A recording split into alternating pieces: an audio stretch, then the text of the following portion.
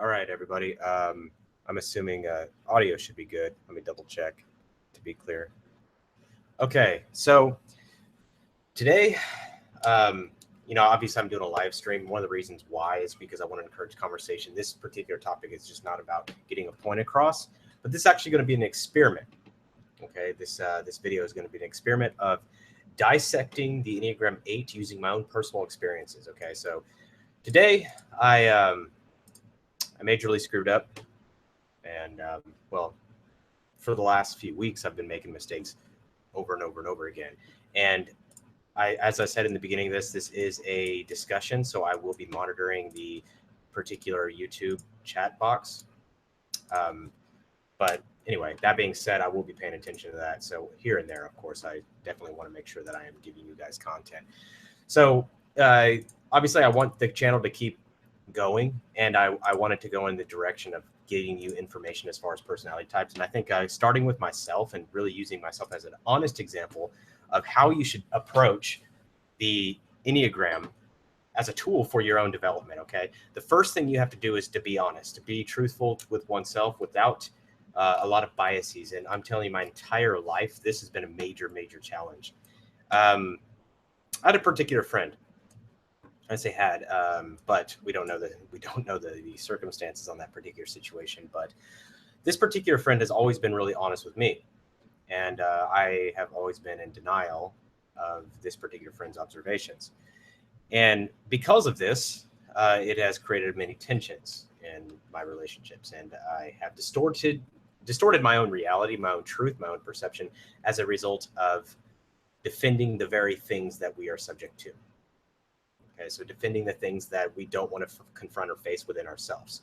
So what I'm going to bring to you today is a true dissection of my own personality, and diving into why I do the stupid shit that I do on a daily basis. Okay, and looking at it objectively, it is pretty stupid.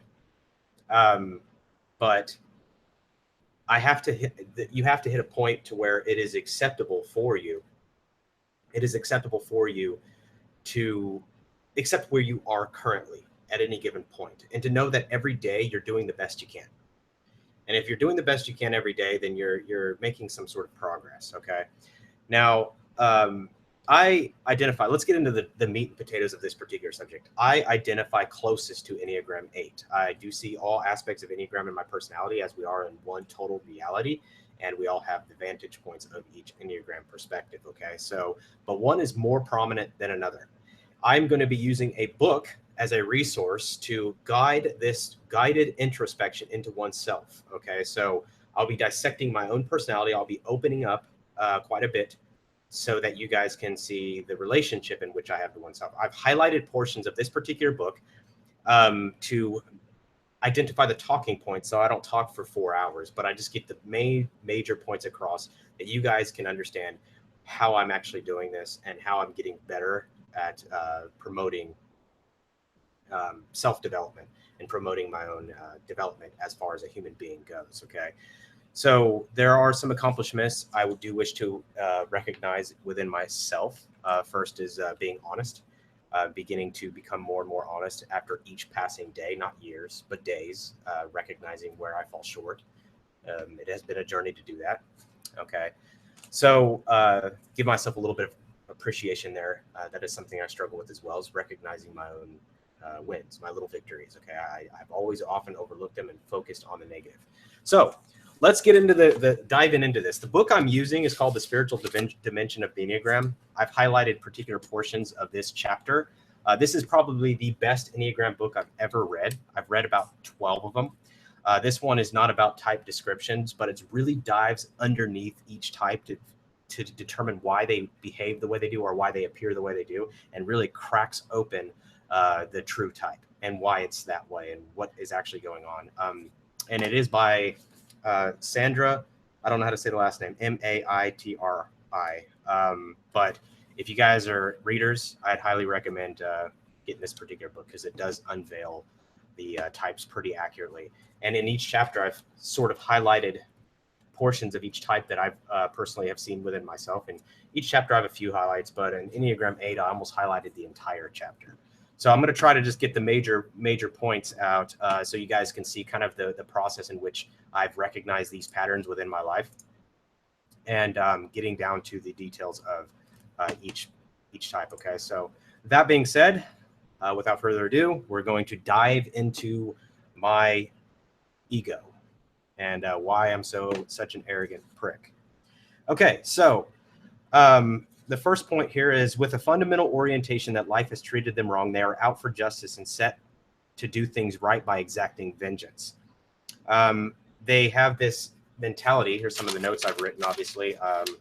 They have this orientation that life has treated them wrong, so we've got to get things right, and we do this by pushing it out into the material world. And as I continue this, you will see how this is very fundamental to the Enneagram 8 when it comes to duality. Okay. Inwardly, for Enneagram 8s, it is weakness and need that seem to be the causes of the majority of their problems. So they push these feelings away, often denying that they might even have them unconsciously. Okay, they project this often onto others by looking at others' demonstration of these particular things they identify that misidentify with their archetype of strength.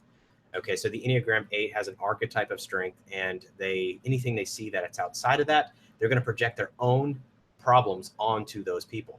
So if a person is sad, as a person's upset, person's complaining or whining or whatever, the Enneagram 8 is going to naturally shun or rebuke that particular person for behaving in a way that they see as weak. In reality, the Enneagram 8 is actually struggling with that within themselves. Okay, so they have a little tolerance for those soft emotions like fear, sadness, and especially weakness, or any other feelings that smack of inferiority, indecisiveness, neediness, or deficiency. Okay. There's a particular example here. I was dating a girl at one point, and she came across as super needy, and a couple times, that is, and it really just irritated me to a point where I pissed her off because I did not, number one, did not give her the attention that she needed, and number two was because I don't like neediness. I don't like that it mandates a personal. It creates an ego problem for me, where I naturally want to rebuke it, and I do impulsively without thinking of the consequences. So I act on it in a way that I probably shouldn't with hindsight, but it comes out as that way. And I'm going to be referencing this particular woman a lot because she has played a major role in my own personal development as far as me becoming a better person. So I'll dive into that a little more.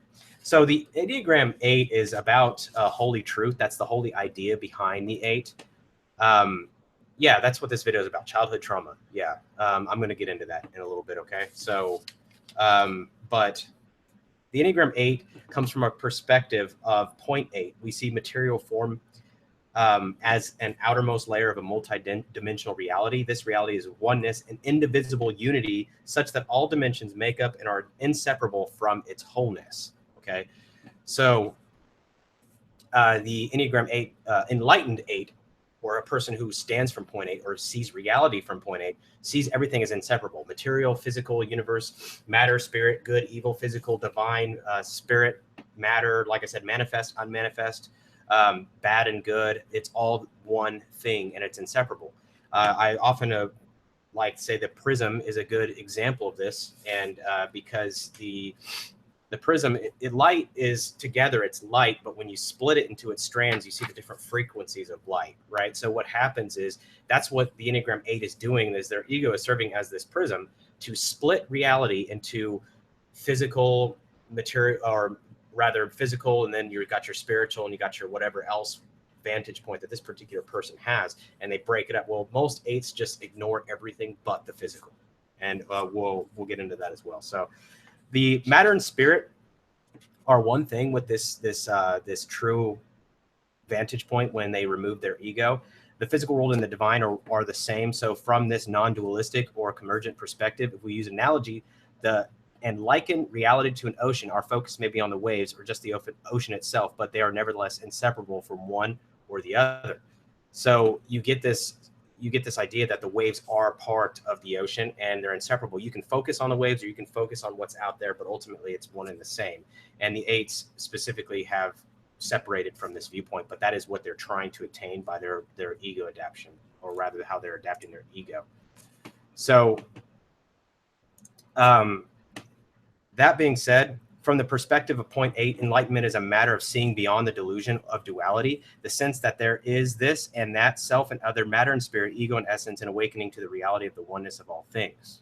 Okay, so they want to move past the delusion of duality. They have created this separation, much like yin yang, but instead of seeing the white and the black and how it's one and the same, it's one as a whole, or creating oneness. What the 8 is doing is actually splitting them and seeing as different. So it's me and you, or you and I, rather, or the world and me, or whatever it may be, that they're creating this duality, the opposites. Okay, so either I survive and you guys are pushed away, or vice versa. You guys push on to me. Okay, so moving on, the fundamental duality that arises for an 8 in concert with his loss of contact with being in early childhood is that of believing himself to be and feeling like someone who was separated or cut off from being. I was too young to actually introspect on this particular portion, so I can't really add my own perspective on this, but I will say that this makes perfect sense as we continue. I would say that I do have a spiritual bent. I've always had a semi-spiritual bent. A lot of 8s don't, and they kind of deny that. While not the norm, some 8s with a spiritual bent don't feel like they've ever lost contact with being, and to them it is others in the world that seems devoid of spirit or devoid of being. I've mentioned this in previous videos that I felt like everyone else had no spirit. Nonetheless, his personality crystallizes around this take on reality, and while contact with his depths may be maintained, he develops a personality with which he identifies and forms a rigid shell, armoring his soul to protect his inner depths.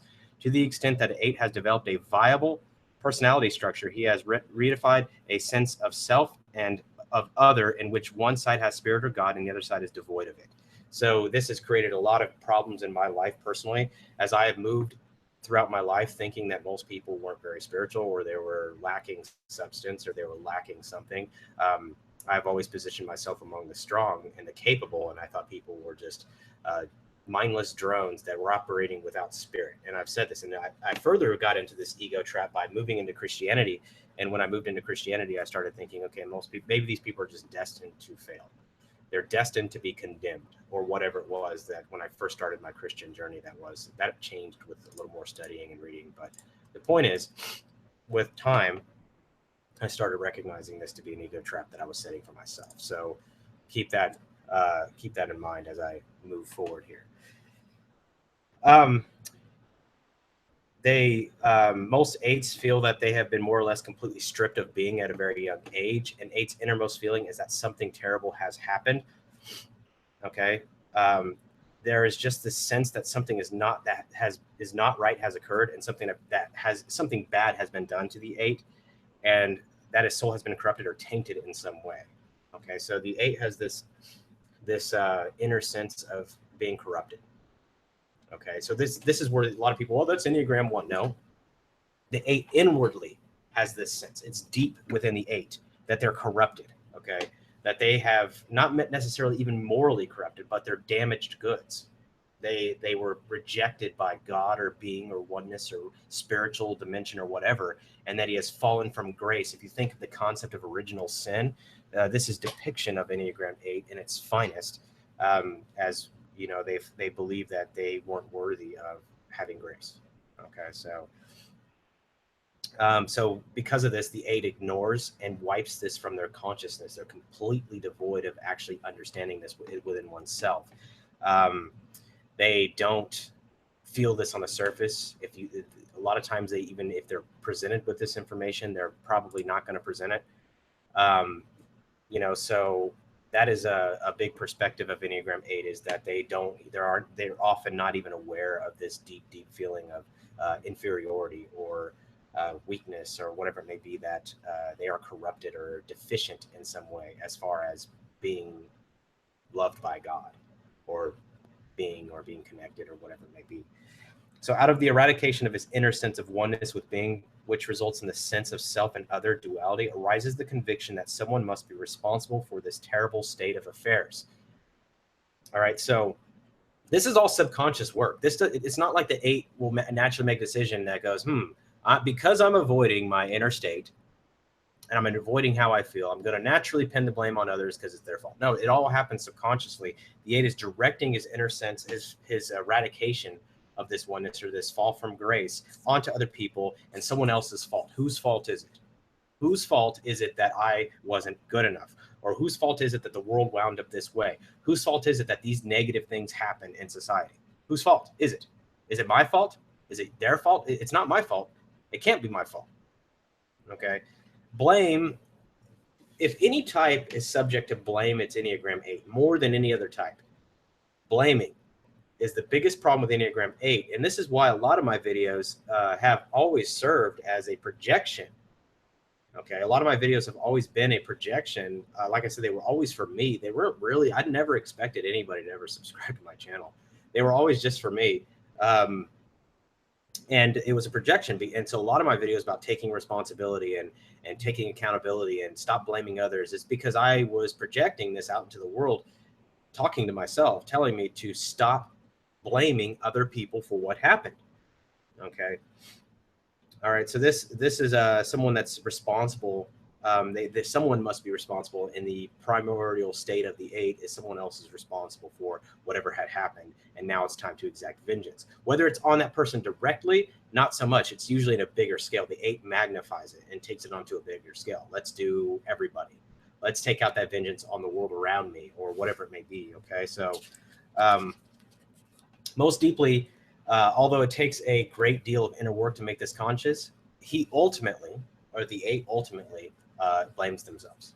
Self-blame is the biggest indicator of an 8. If you on a deep level, now the 8s aren't going to be doing it outwardly generally. They're not going to be pointing at it. Oh, it's all my fault. It's all my fault. They're generally not going to do that.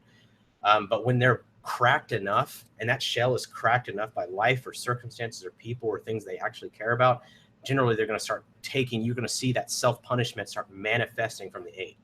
And that self-punishment is something I've lived with my entire life, to the point that it has completely paralyzed me, to the point where I've spent and lost many days just completely chastising myself. And this is a big thing. A lot of people get these types mixed up, and to me, the more that you know about these types, the more clear that they are very, very different from each other. I do want to throw this out there that some people mix the 8, 6, and 3s. They can be very easily confused for a novice, but they're quite different. Okay, so there's the blame part is also a big part of the 6, but not as much as the 8. The 8 is more self-punishing than any other type.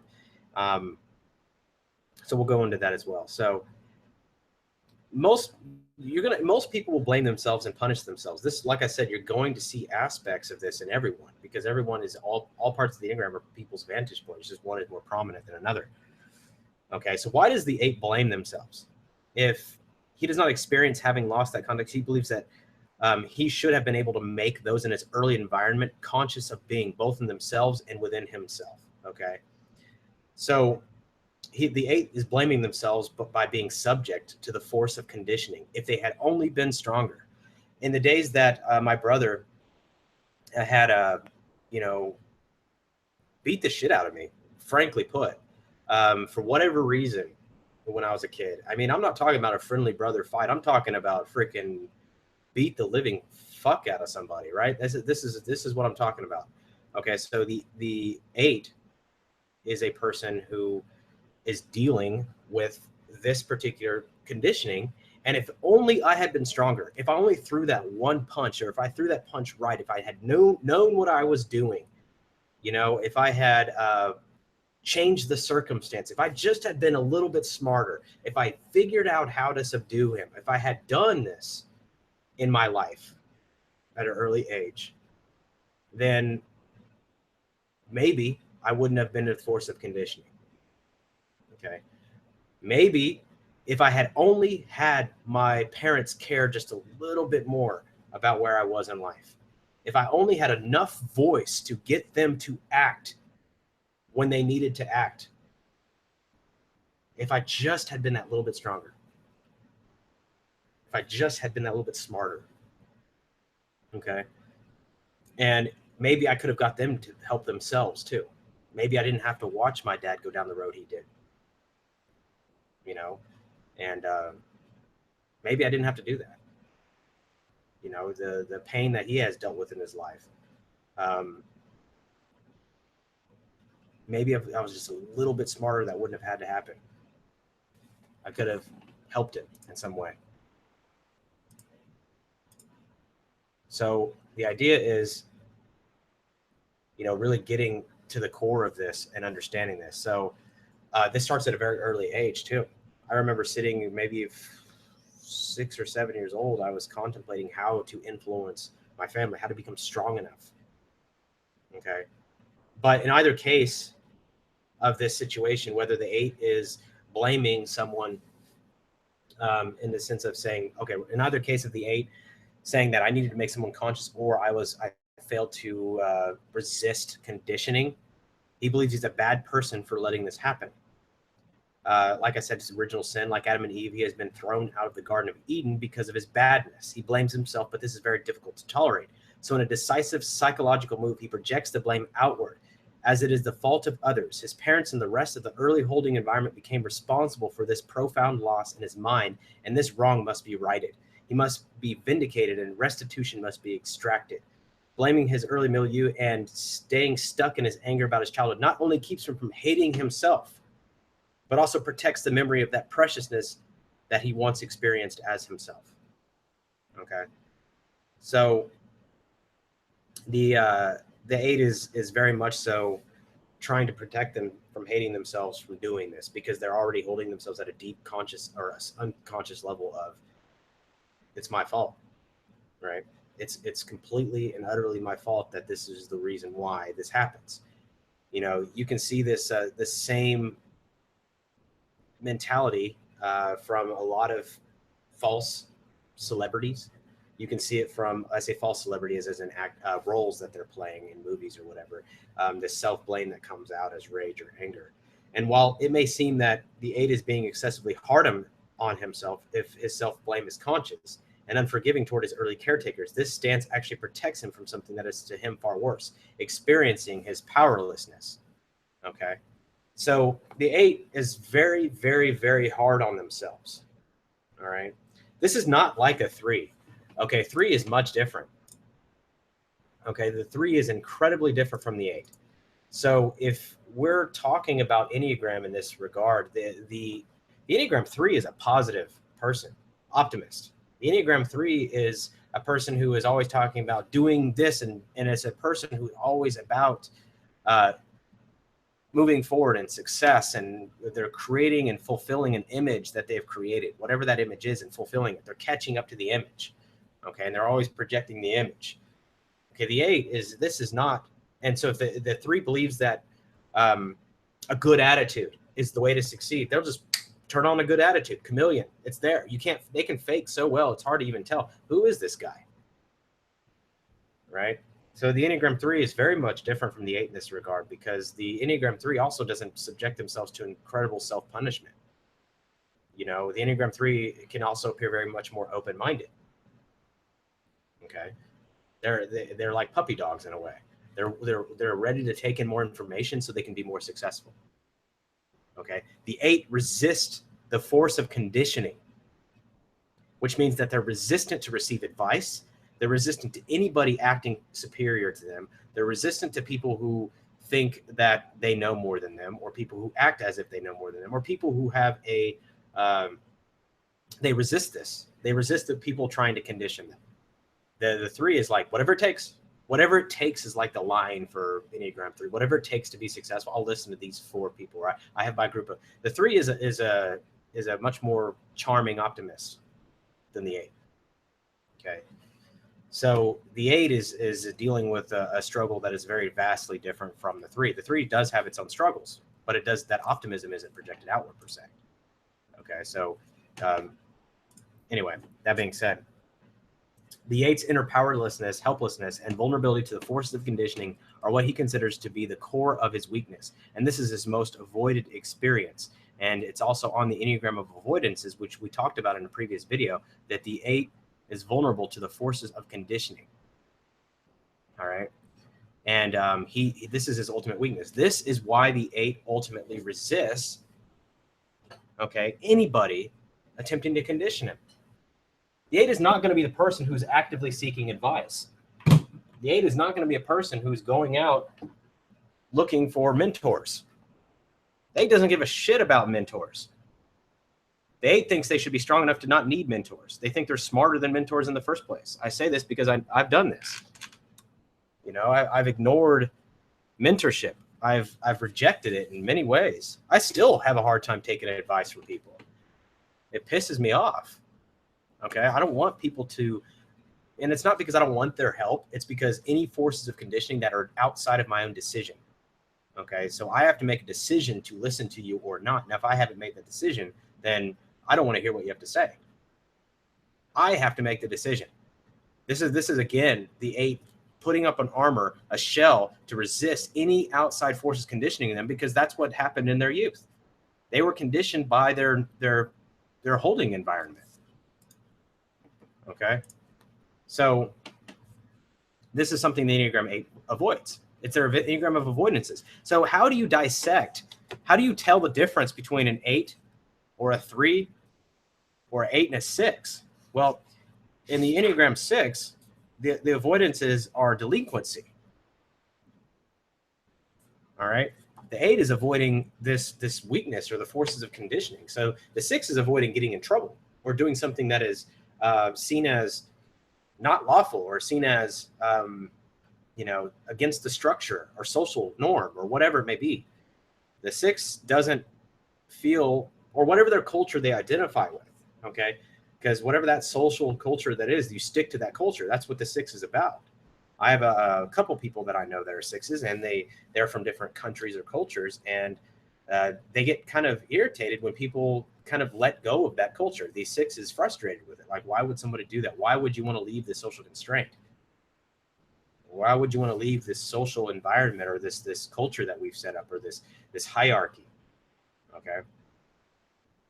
And where the 3, what does the 3 avoid?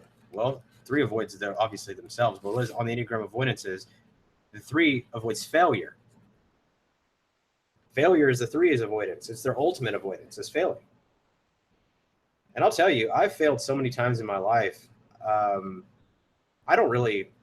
Failure is not the issue. It's incapability. It's being incapable of doing something. It's having the weakness or not being strong enough to make a difference or to change things is the thing that I avoid. And oftentimes that does come with a failure. You get faced with those things, and a lot of times it doesn't.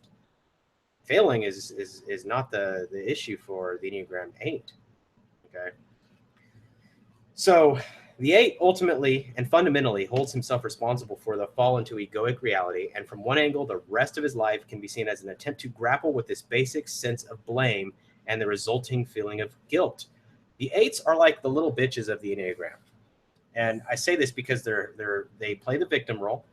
Okay. Everybody else did this to me. All right. And a lot of people confuse it with the Enneagram 4 is the victim role, but it's really 8s. 8s are the real victims. They're thinking it's everyone else's fault. Okay. And they feel a ton of guilt, and they're self-punishing. All right. All of the 8's self-chastisement, which far exceed anything that he lays on others, has its roots in this way. That his soul interprets his loss of contact with God or being, and for this reason, on the Enneagram anti-self actions, describes each type's relationship with the soul. The term at point 8 is self-punishing. The 8 of all types is much more self-punishing than any other type. Okay.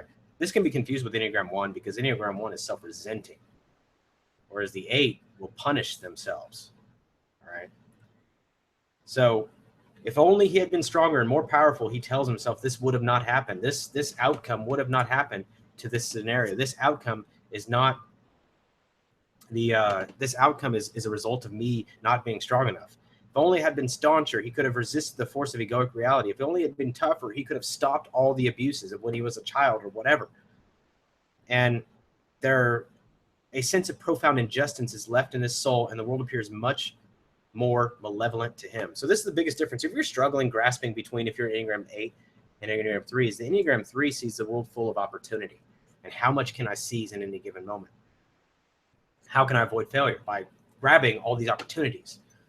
The 8 sees the world as malevolent, hell, painful.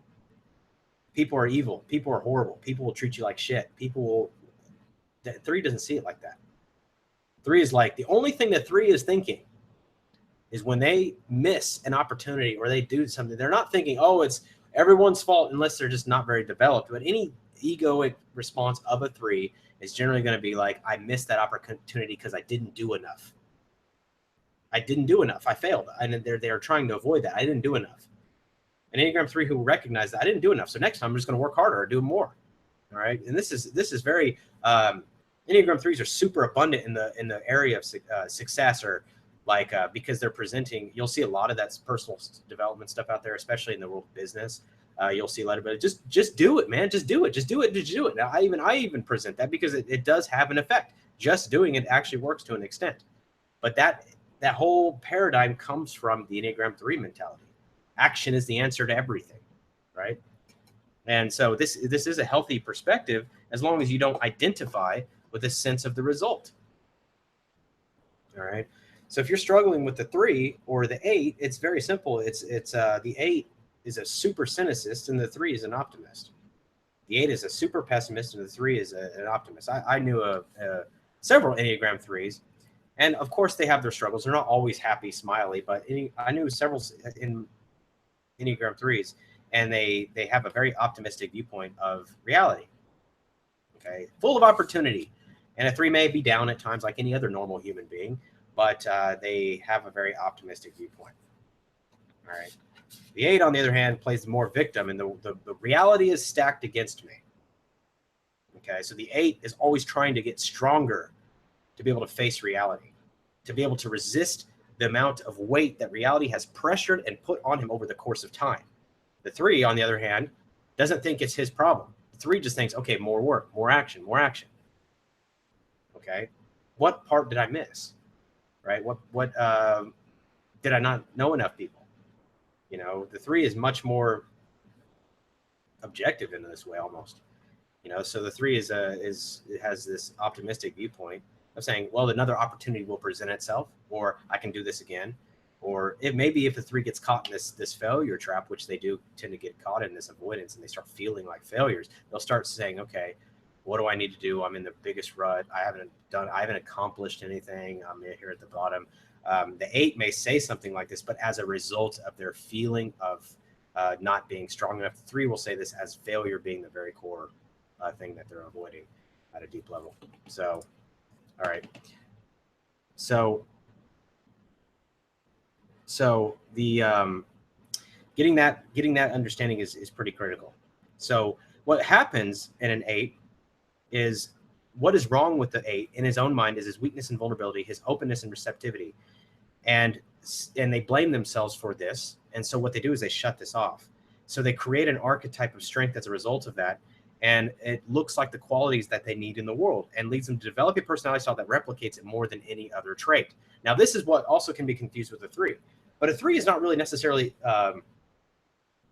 interested in strength. It's success. 3 is looking for success. That's the image that you're trying to duplicate. The 8 is always trying to duplicate 8. Or I'm sorry, 8 is 8. Strength. The strength, they create an archetype of strength. The 3 creates an archetype of success. But the 8's archetype is internal. The 3 uses the outside world was what is success. For maybe in America, it's having a Ferrari or a Lamborghini. But maybe in another country, it's having a castle. Whatever the key is, the 3 is going to adopt whatever culture they align with and create that archetype. The 8, on the other hand, is not. They're going to be focused on strength. What is the archetype of strength that is created internally? They create their own internal impression of what strength is. And for me, this is very, very true. And I always feel like I fall short of it every day. Right? Don't let people push you around. Don't let them. That person said one thing too much, and you didn't say anything. Next time you punch them in the mouth. Next time you don't let somebody say that. Next time you freaking take them out. Next time you shut them up. See, those thoughts go through my head. You shouldn't have allowed that person to talk as much as they did. And so I didn't even keep up with my own archetype. And these thoughts are always circulating in my mind. All right. So a 3 is an opportunist. They're looking for a way to get an advantage in the situation. So they're less likely to be comparing themselves to an archetype of strength. unless they're obviously a tri-type of 8, then they'll have a little bit of blend of that, like I do. I have a tri-type of 3 in it, so I have a lot of aspects of 3. Like I said, action and all that, it's there. So the 8 develops a tough skin, a leathery protective layer in an attempt to preserve and protect the sensitivity of his soul. He always is strong and tough, using the same amount of force for everything he does, as though he needed a blowtorch to toast a piece of bread or a bonfire to create a little heat. Okay, so this, again, for those who may have just joined this later, I'm referencing a book. I don't take any credit for some of these highlighted lines, but I use them as talking points so I can go into detail. The book is The Spiritual Dimension of the Enneagram, and it's by Sandra Maitrey. I think that's how you pronounce her last name, Maitrey or something. And it's by far the best Enneagram book I've ever read. Like I said, I highlighted multiple chapters in this book because of things I relate to or wanted to further explore in each Enneagram type. So, but yeah, so this, in the sense of force, the 8 is always using excessive force. I got yelled at all the time, like, you need to be a lot softer with this, okay? You need to stop trying to push this or do this overboard or whatever it may be, using the same amount of force for everything that I did. You know, I can't think of even a specific example, but I know I've done this so many times throughout my life, is using an excessive amount of force for something that wasn't really necessary. All right. And I do this with people a lot too. Sometimes you have people that just don't need that much force, and I've overdone it. All right. So, however, what the 8 thinks is this is all compared to the archetype of what the 8 creates. It takes far more real strength, the might of our souls to speak truth regardless of the reception, to open our hearts fully and tell someone we love them, or to let down our defenses and admit that we have made a mistake or have hurt another person. This is one of the hardest things. So the idea is this is one of the hardest things for me. Okay, so I cannot tell people I love them. I've tried for so long just to say it, and I found myself even trying to write it out and send them a note, and I just scratch it out or whatever. And it's so difficult to admit that I've made a mistake, or to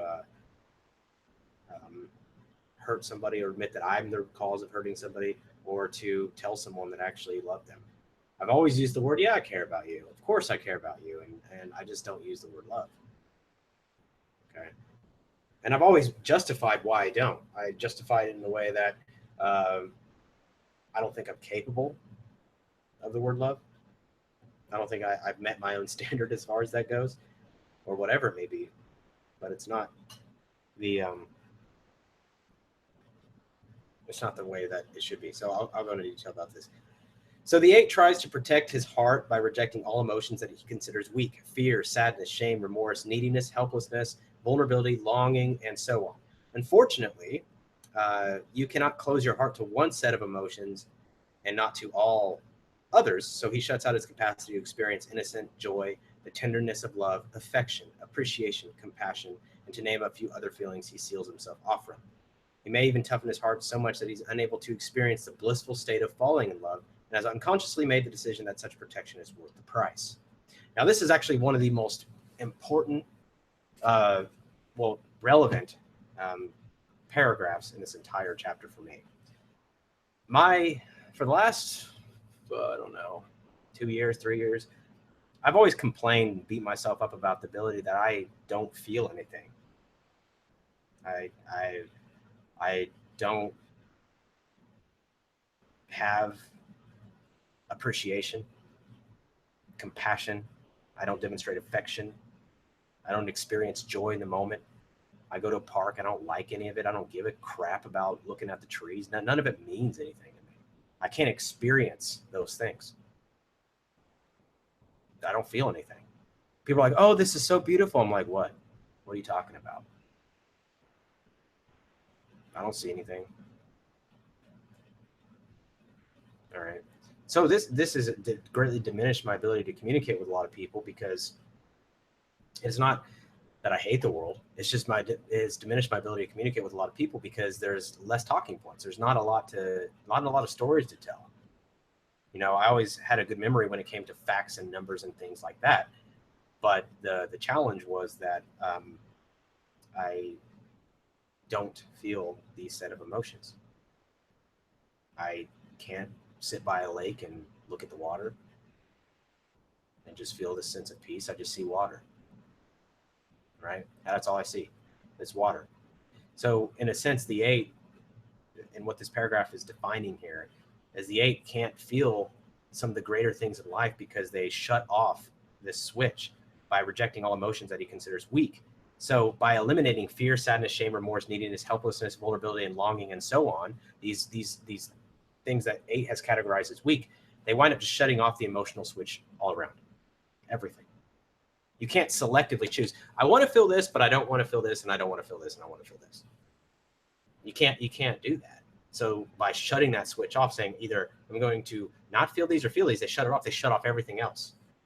So this is going to get back to the real core of what I've experienced and why a lot of you have seen me project a lot of Enneagram 3 on my channel, because I thought that, and I'll explain why in a minute, but this is pretty important. So let me just get to that point in a minute. So as Horney says, of the neurotic corresponding to the Enneatype 8, she says, verbatim, quote, the choking off of tender feelings starting in childhood and described as the hardening process is necessitated by the actions and attitudes of other people and is meant to protect him against others. The need to make himself insensitive to suffering is greatly reinforced by the vulnerability of his pride and climaxed by his pride and invulnerability. His wish for human warmth and affection, both giving and receiving it, originally thwarted by the environment and then sacrificed to the need for triumph, is finally frozen by the virtue of his self-hate branding him as unlovable. Thus, in turning against others, he has nothing precious to lose. It is out of the question that they should love me. They hate me anyhow, so they should at least be afraid of me. Moreover, healthy self-interest, which otherwise would check vindictive impulses, is kept at a minimum through his utter disregard for his personal welfare. And even the fear of others, though operating to some extent, is held down by his pride and invulnerability and immunity. Okay, so this 8 has an amount of self-hate because of how they blame themselves and they brand themselves as unlovable. I can tell you many conversations I've had in the last probably 2 years. I've always complained about how people can't possibly love me. They can't. It's impossible. Nice try. You're full of shit if you think you do. I've said all these things. I've legitimately pushed people away who have tried to cross this boundary with me for whatever reason. And I think they're absolutely being ridiculous when they do. When they attempt to push past this boundary, I think they're being insane. Okay? So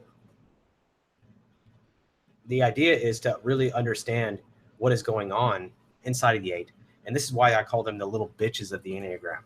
All right? Because they're all full on the inside of these soft emotions of everybody hates me, no one likes me, no one can like me, I'm impossible, no one, I'm weak and I'm fragile and I'm a little baby on the inside. This is the problem with the Enneagram 8.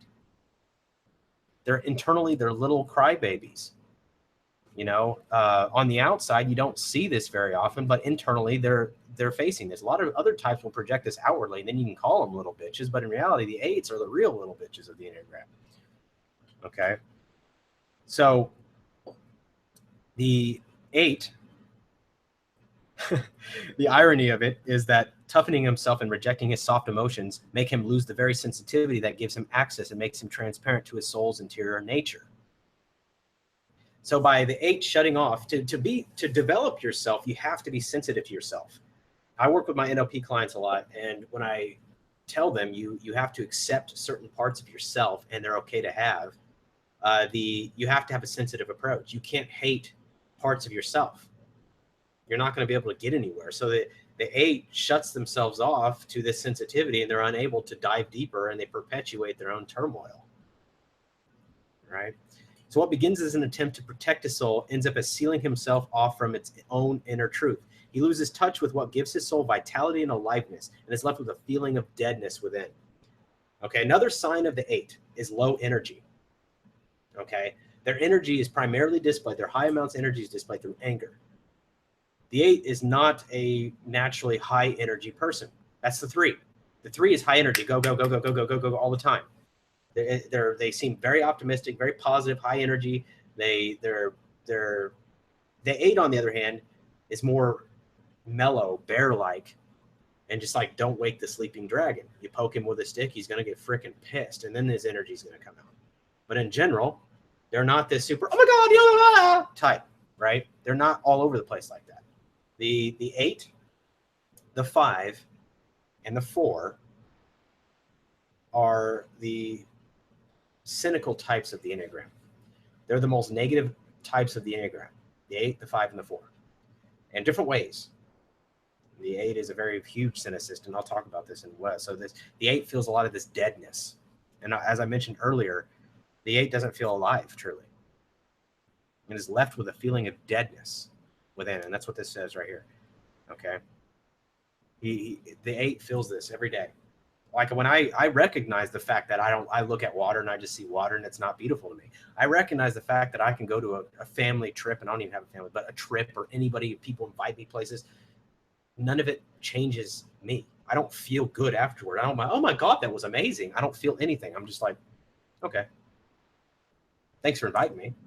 I appreciate it. But nothing changes internally. All right. The only thing that ever excites me is when I'm on the brink of death. Seriously. Putting my life at risk or feeling adrenaline is the only thing that stimulates me. That's it.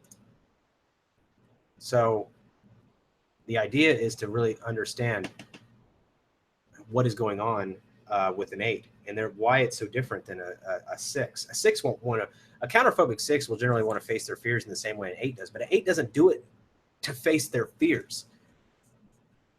The 8 does it because they're binging, and I'll talk about this in a minute as well. So this is where 6s and 8s are more mixed up than 3s and 8s, okay? Because the 6 and 8 confusion is it can be a counterphobic 6 and an 8 can look a lot alike on the outside, but on the inside they're quite different.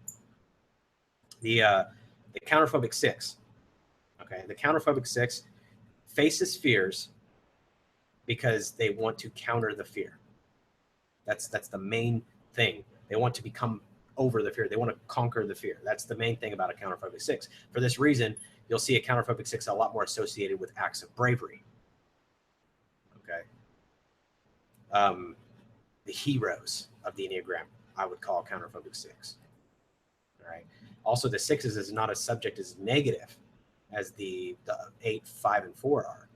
The 6s aren't as negative. The 6 can actually appear pretty positive at times, a little bit paranoid at times, because they have the fear that paranoia will come up, and then they'll try to overcome it if they're counterphobic. If they're phobic, they'll just accept it. Okay, but the idea is to understand that the 8 doesn't operate like that. The 8, the 5, and the 4 are the negative people of the Enneagram. They're the cynicist, the pessimist, or whatever it may be. Okay, in their own different way. But the 8 has this inner feeling of deadness. Okay, they're spiritually cut off. This is the whole problem with the 8, is they felt spiritually removed as a child, and now they feel dead. So what do? If you feel empty on the inside and you only have a duality approach, which is the material and physical universe is all I'm aware of, what is the 8 naturally going to do? They're going to take it in as much as possible to try to fill this void, this deadness. What is the 8 going to do to try to fill the deadness? Is they're going to live life in a lustful way. Okay, and we'll get into the definition of lust in a little bit. It's not the sexual lust. It does include the sexual lust, but it's not only that, but it's about pleasure of the senses, even bigger than hedonism. Okay.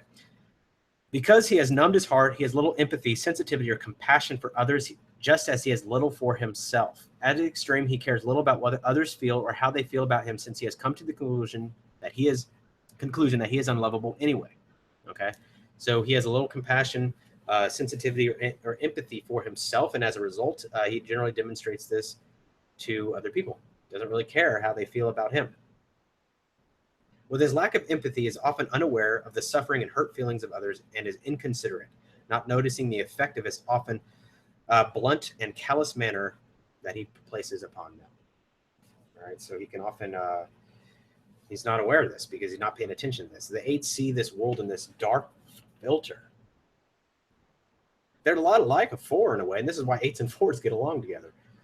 You know, 4s, they're considered one of the most powerful Enneagram couples. If you have an 8 and 4 together, it can be extremely passionate because the 4 has all this internal aliveness, but they have the opposite problem. They can't put it out into the world. The 8 is taking all the aliveness from the world and putting it in. We're trying to fill the void.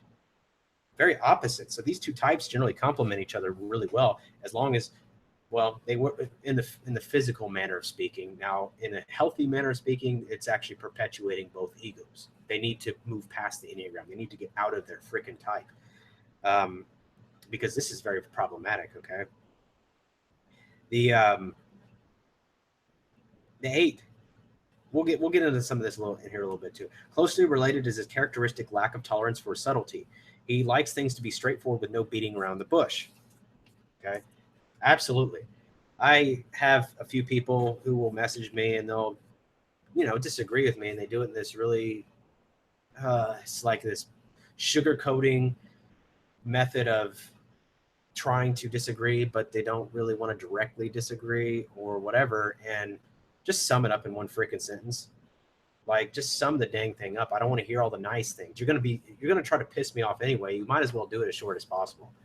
Like, stop trying to sugarcoat it. So just get it out. So the idea is, this is a lot of the stuff that I deal with when I see this, and I want straightforward. For this reason, what he can contact with his physical senses is real to him, and what he cannot is airy-fairy and a lot of bullshit to him. Okay?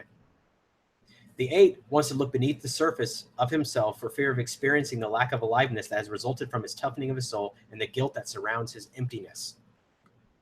All right, so the 8 is very physically in tune. They use facts about the physical world, and if anything seems esoteric or, synchronicity or the spiritual forces, 8s are very anti-spiritual a lot of times because they can't experience it with the senses, and this is they don't like looking beyond the surface of things because they don't want to do this to themselves. You got to remember that all of this is a psychological projection. When I start talking about grips with MBTI, I'll start talking about projection a lot too.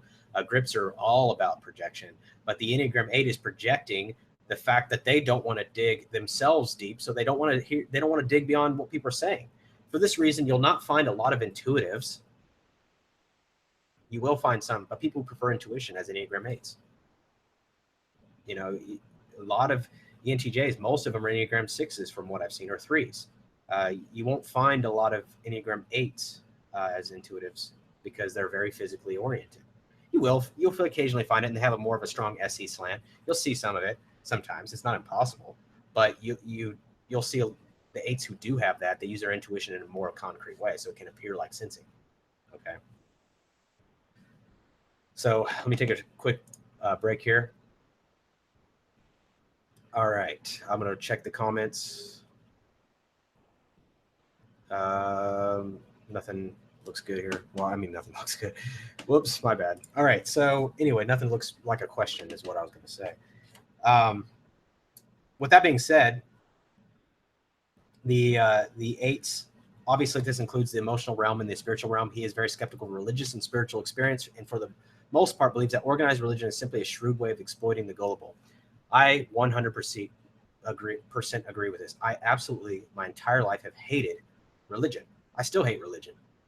And I still hate the concept of religion. I don't like religion. And a lot of people are like, what do you mean? You're Christian. Yeah, I'm Christian. But I look at Christian in a much more self-development, spiritual way than, and I say much more, not that other people don't look at it that way, but that's how I look at it. I don't look at it like a religion way. Religion being a doctrine set in which I have to follow. Okay. I do the best I can every day, and that's about as much as I can do.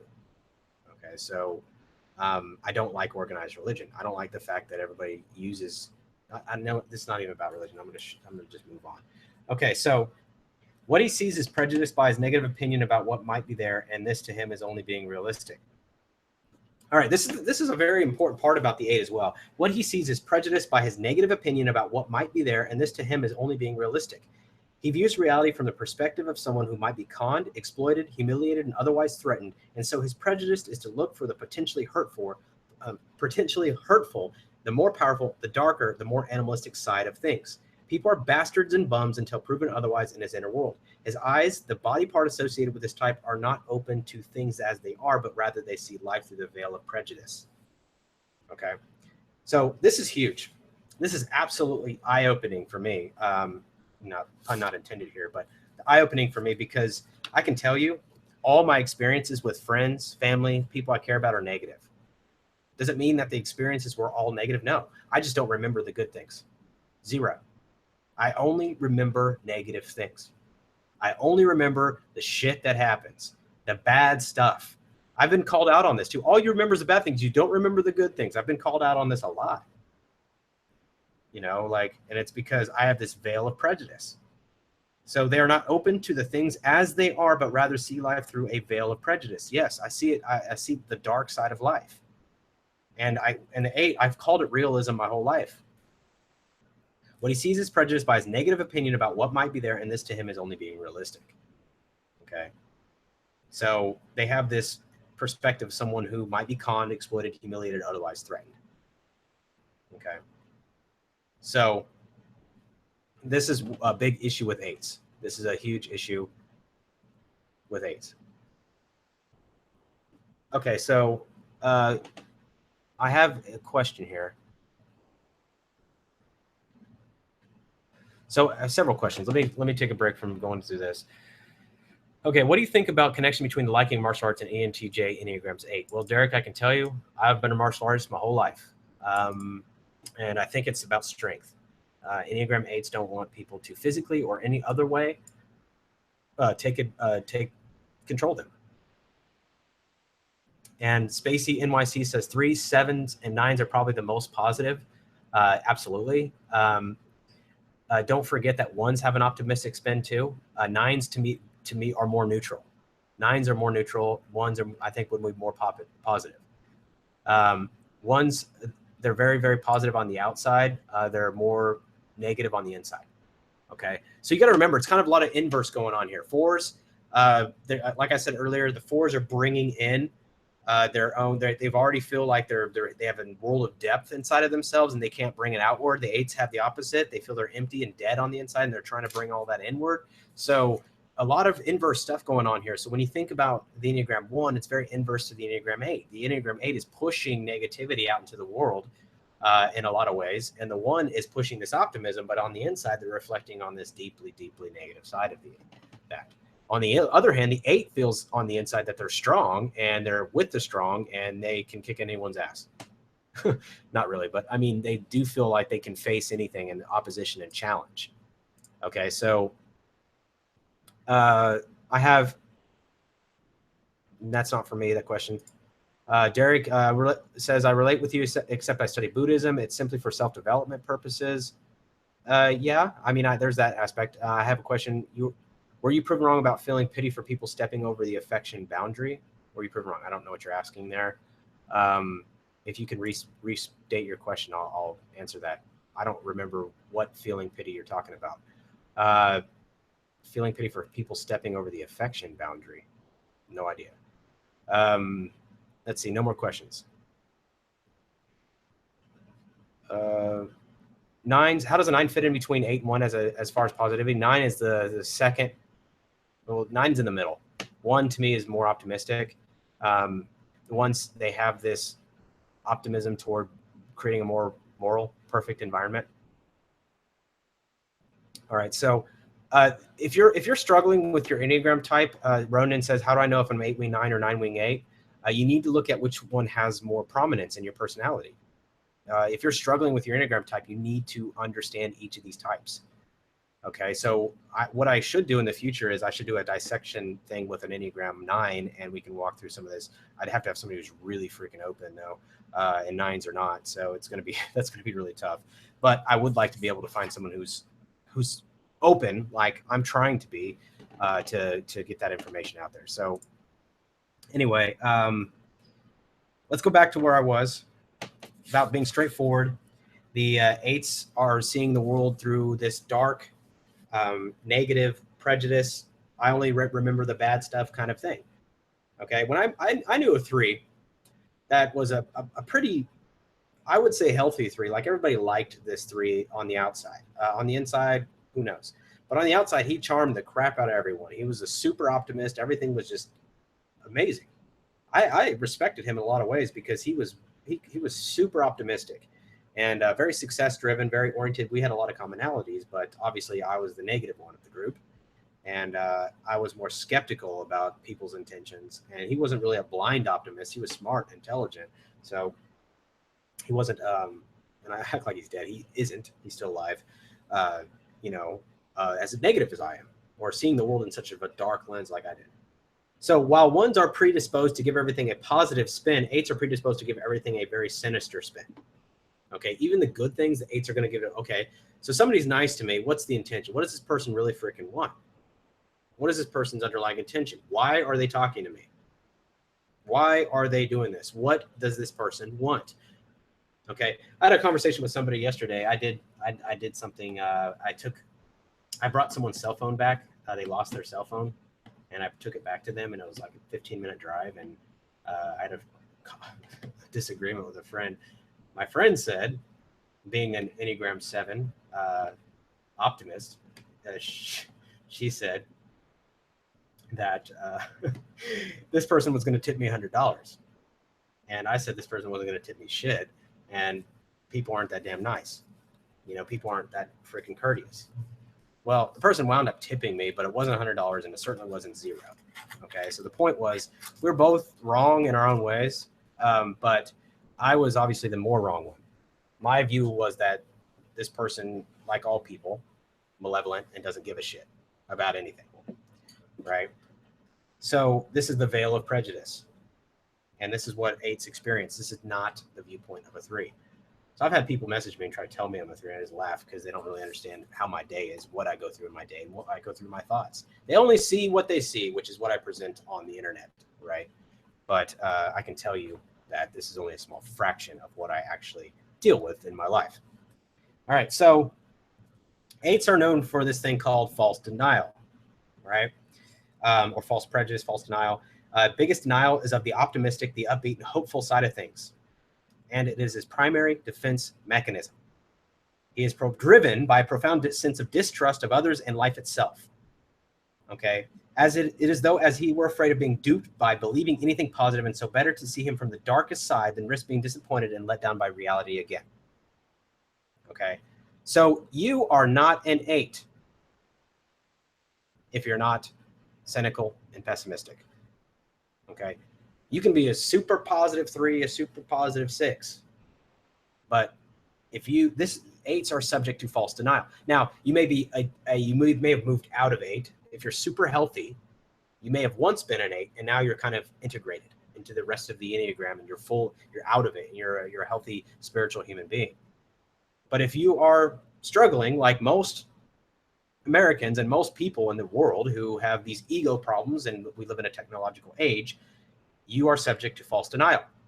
The denial of optimistic, upbeat, and hopeful side of things in the primary defense mechanism. I had the same friend that told me about the optimist friend who told me about the tip. Also had a disagreement with me yesterday because she didn't think my negative, cynical viewpoint was. She called it a shit view of reality, and I called her optimism a shit view of reality. So this was interesting because it really highlights the aspect of 8. I thought she's often blindly optimistic, where she thinks she said verbatim that my rules and the way that I see the world is a fate. Not verbatim. She didn't say this, a fate. She said that, but she did say this verbatim. She said that she would rather deal with blind optimism and get hurt over and over again than ever have the perspective that I had on the world. It's kind of penetrating, right? But of course I'm in denial, and I called it realism. And let me quote this. What he sees is prejudiced by his negative opinion about what might be there, and this to him is only being realistic. I used examples of how blind optimism can let you down. So let me repeat this. As though he were afraid of being duped by believing anything positive, and so better to see everything from its darkest side than risk being disappointed and let down by reality again. So Like sixes, he lives in an animalistic Darwinian world in which only the fittest survive, but unlike sixes, he identifies with the strong. So, you know, the idea is understanding that aspect. Okay, so let's see, questions. When you talked about believing you are unlovable, believing no one will cross boundaries of affection and compassion, was I wrong? Who knows? I'm still dealing with that. As for Ronan, trust issues classic. She may be right.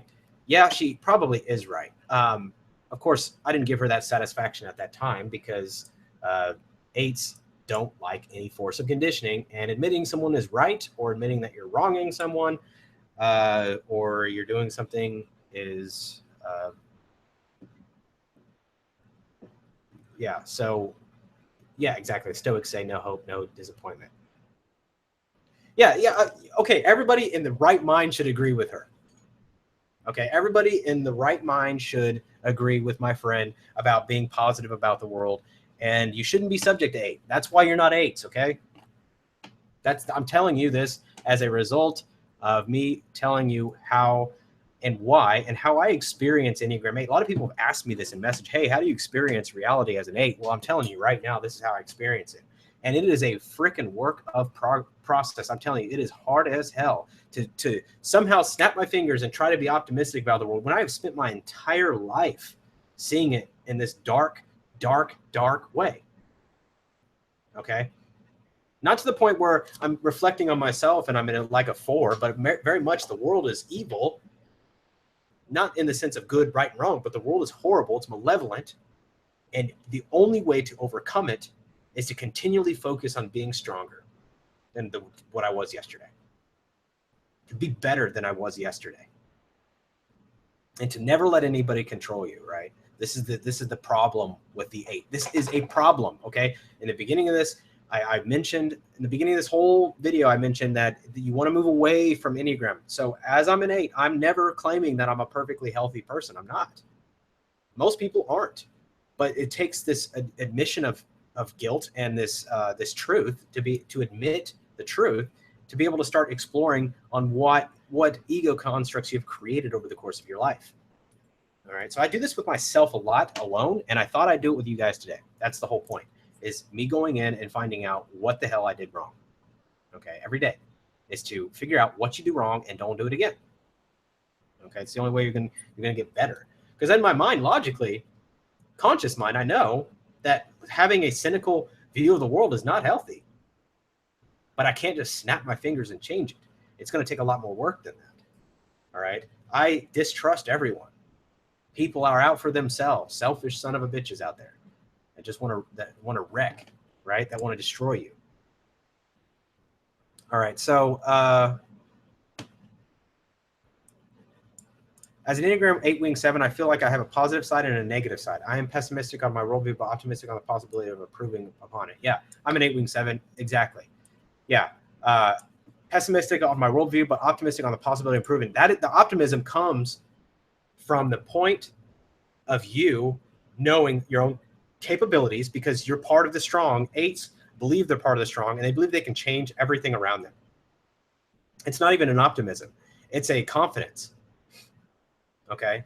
It's not, oh man, the world's hard, I'm just going to accept it. No, it's, I'm going to break this shit because it's stupid, it's wrong, and it's unjust. And if I have to become 10 times stronger than I am today, I will.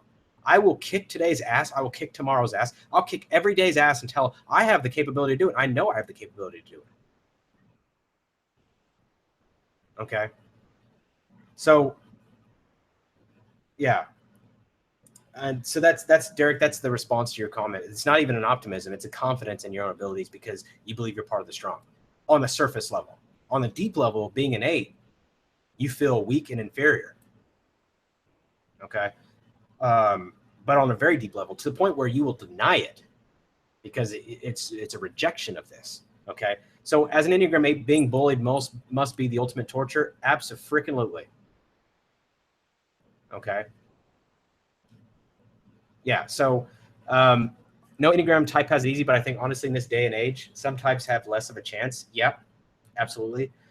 This book even claims that Enneagram 3s probably have the hardest journey. for multiple reasons. Enneagram 3s have a problem with lying to themselves so bad. What I'm doing today, a 3 would have so much struggle with, because they don't even really know who they are.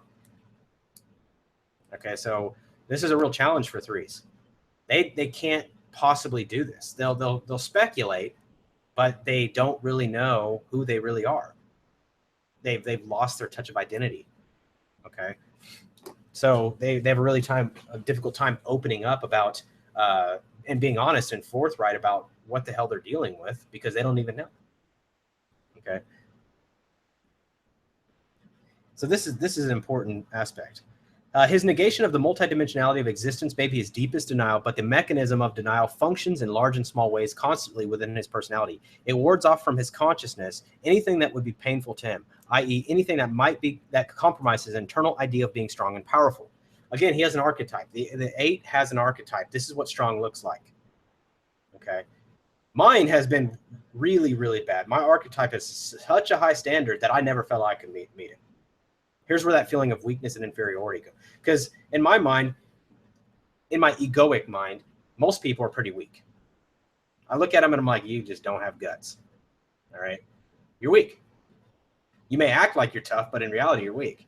And then I put myself like right here. Okay, I'm stronger than that. I can deal with that. I can deal with that. These people are weak. But my standard is up here. So the 8 still has this feeling of weakness. In reality, these people aren't any weaker than the 8s, and we'll get into that in a second either. It's just an egoic perspective, okay? And I'll talk about that, because the 8 is actually extremely weak in a lot of ways. And so it's just about where the 8 sets his archetype. Okay, so anything that makes the 8 appear wrong, weak, or lacking capacity, or needy is simply disavowed. Okay, again, here it is. Make him appear wrong. This is what my friend and I had a disagreement. I don't like to admit when I'm wrong. Weak. Okay. I admit when I'm wrong on my own terms. Let me put it that way. Like, I don't want somebody to call me out and me go, oh yeah, you're right. You know, like, I will come to you and tell you. I will too. I will come to you and tell you I was wrong about that on my own terms. Because that's what the archetype that I've set for strength looks like. Admitting my own shit, right? That's the archetype I've created. Okay. Weak, definitely. Lacking capacity, absolutely. Or needy is simply disavowed.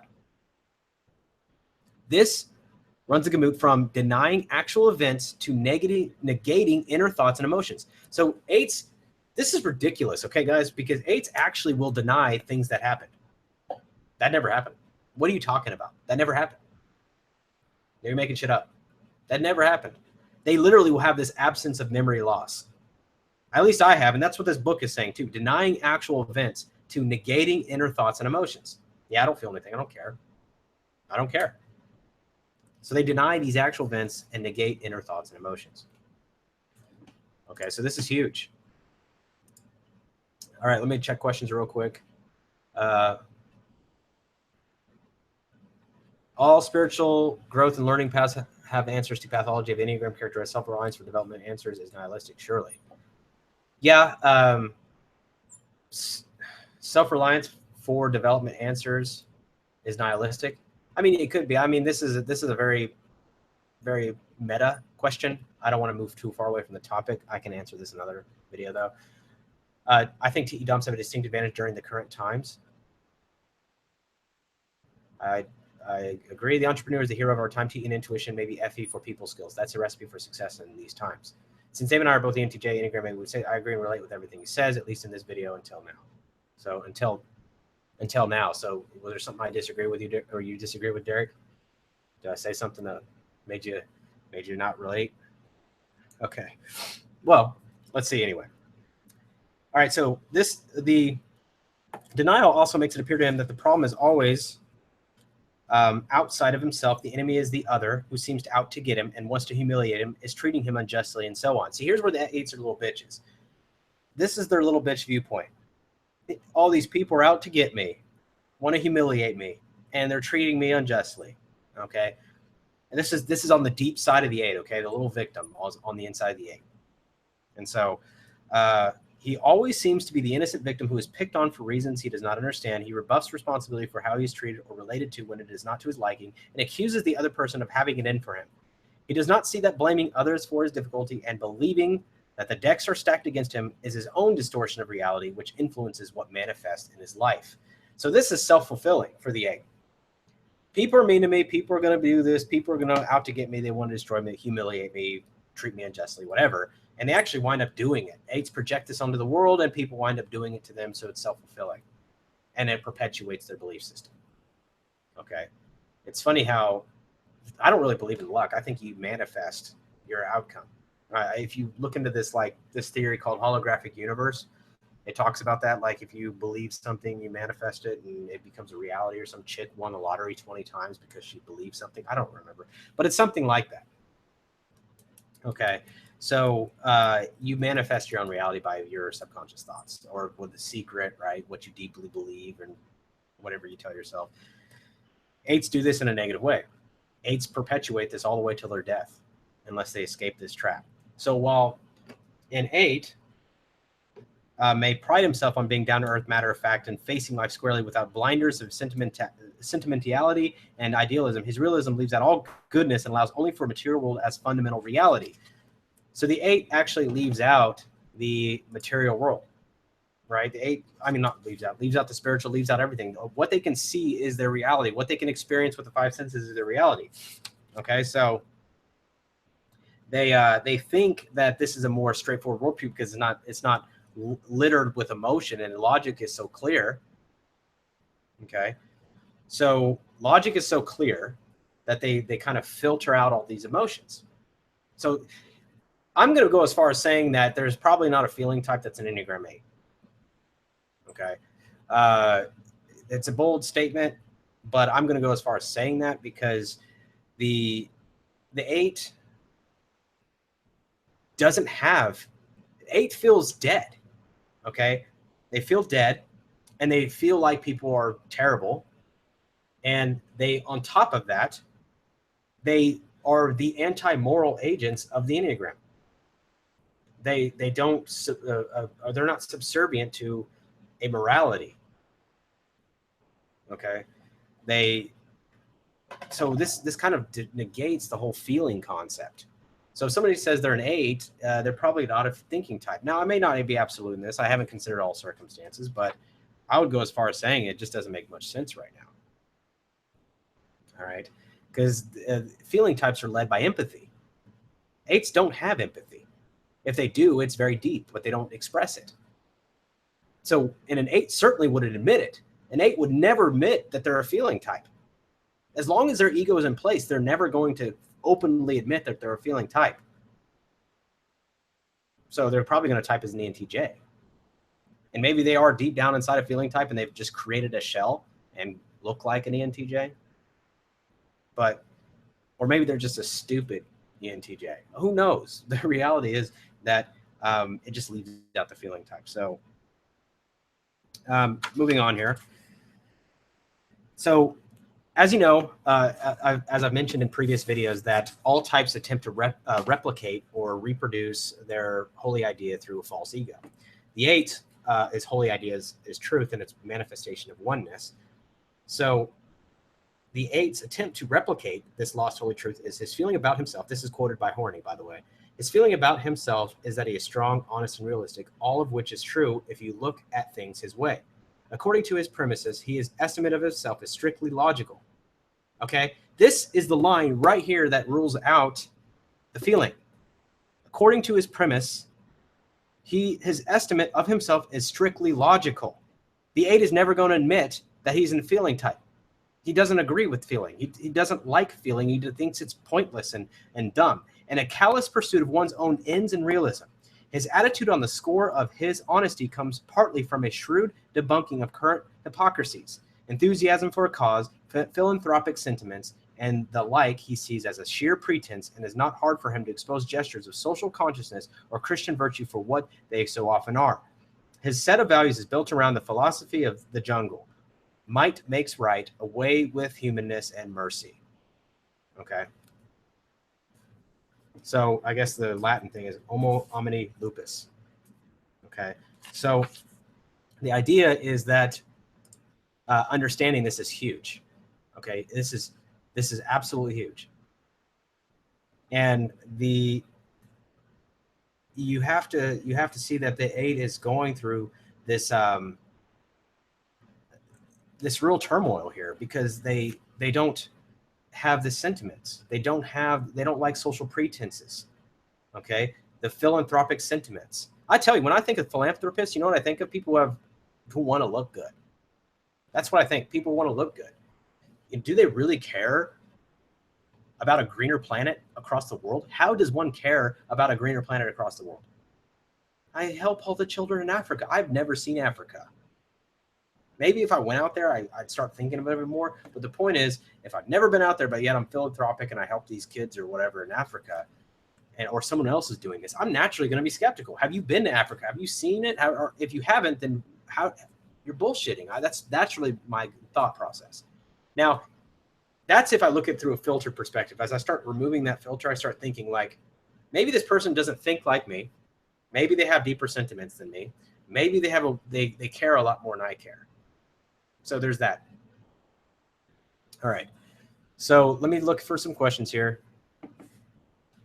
Let's see.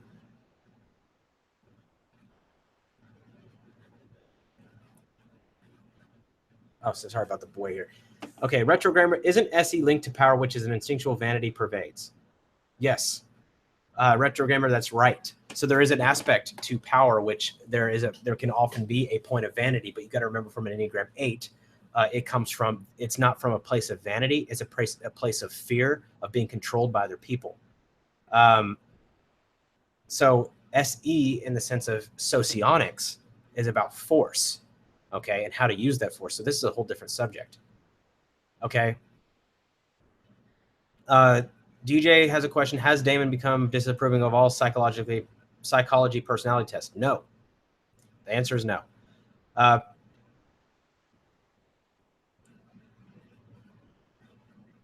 Progress is prejudice in logic marks out the fallacy of presentational immediacy. How is it possible to recognize when the ego is being so dominant? It's not. It's you have to recognize that you're screwed up real quick. Again, this is my 8 manifesting. Derek, not to criticize other MBT members, but I tend to not be attentive when other members apart from Damon is making a video. Yeah, because you probably relate to me a lot more, Derek. I mean, a lot of people were looking for people who are similar.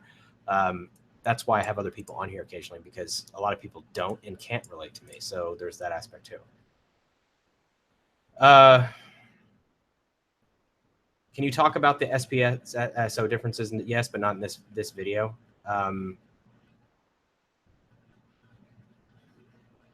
Somebody already talked about it. It appears when you're in danger. It appears when in danger, your reaction, your body will prioritize where to focus its attention first. What's most important to protect first? Places of vulnerability. Okay, so in this aspect, for me, it's my throat, hands down. That's the most important place if you're talking about my most feared spot. It's considered the most vulnerable part of the body. And it's always been that way. So as for what I was saying, though, going back to the topic here, there was a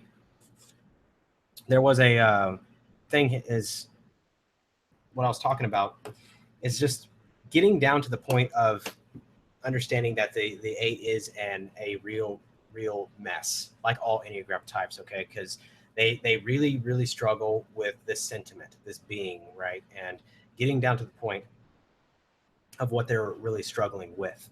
And they often admit they don't have struggles. And this is a real challenge for the 8. They think this is the way that you have to live life, and they have to navigate through the ego.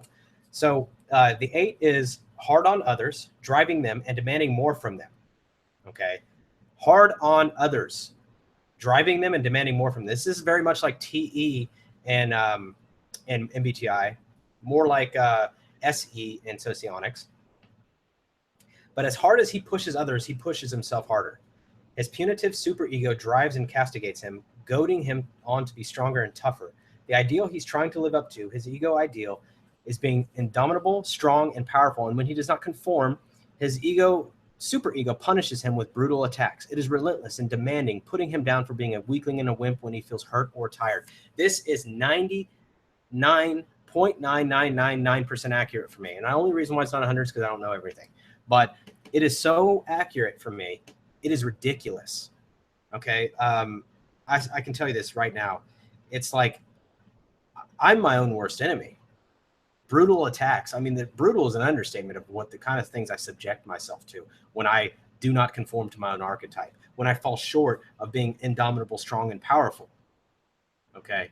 It is relentless and demanding, putting him down for a weakling and a wimp when he feels hurt or tired. Anytime I've ever opened up to somebody about my deepest feelings, I have an immediate sense of feeling like a complete weakling and a wimp. Anytime I've expressed pain, that's the first feeling I get. Complete weakness, wimpiness.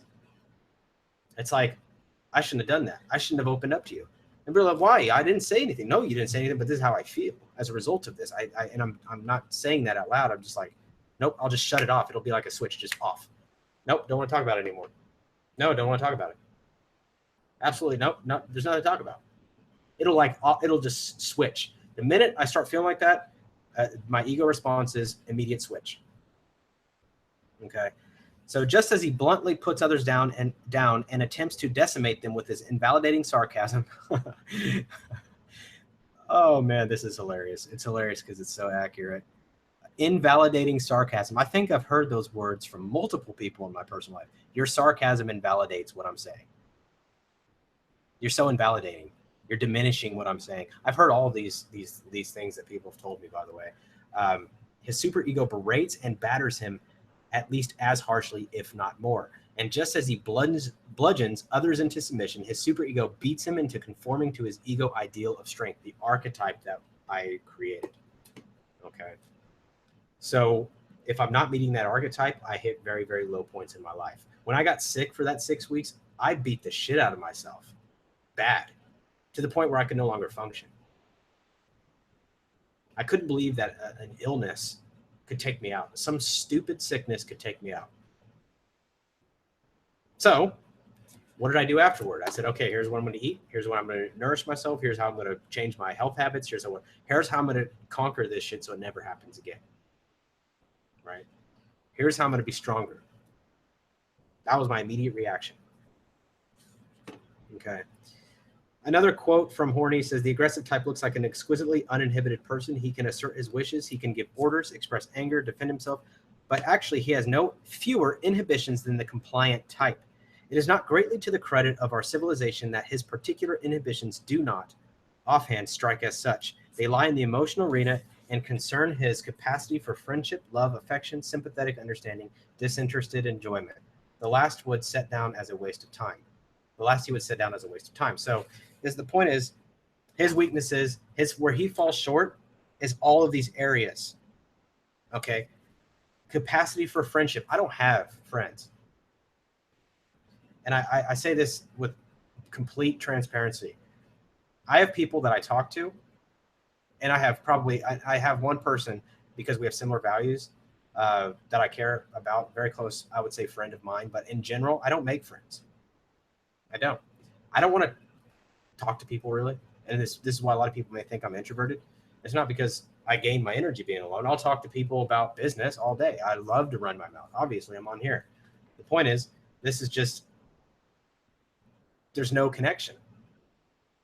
I don't experience connection with people. Right? There's a genuine care somewhere in me, because I don't like seeing people suffer as much as they do.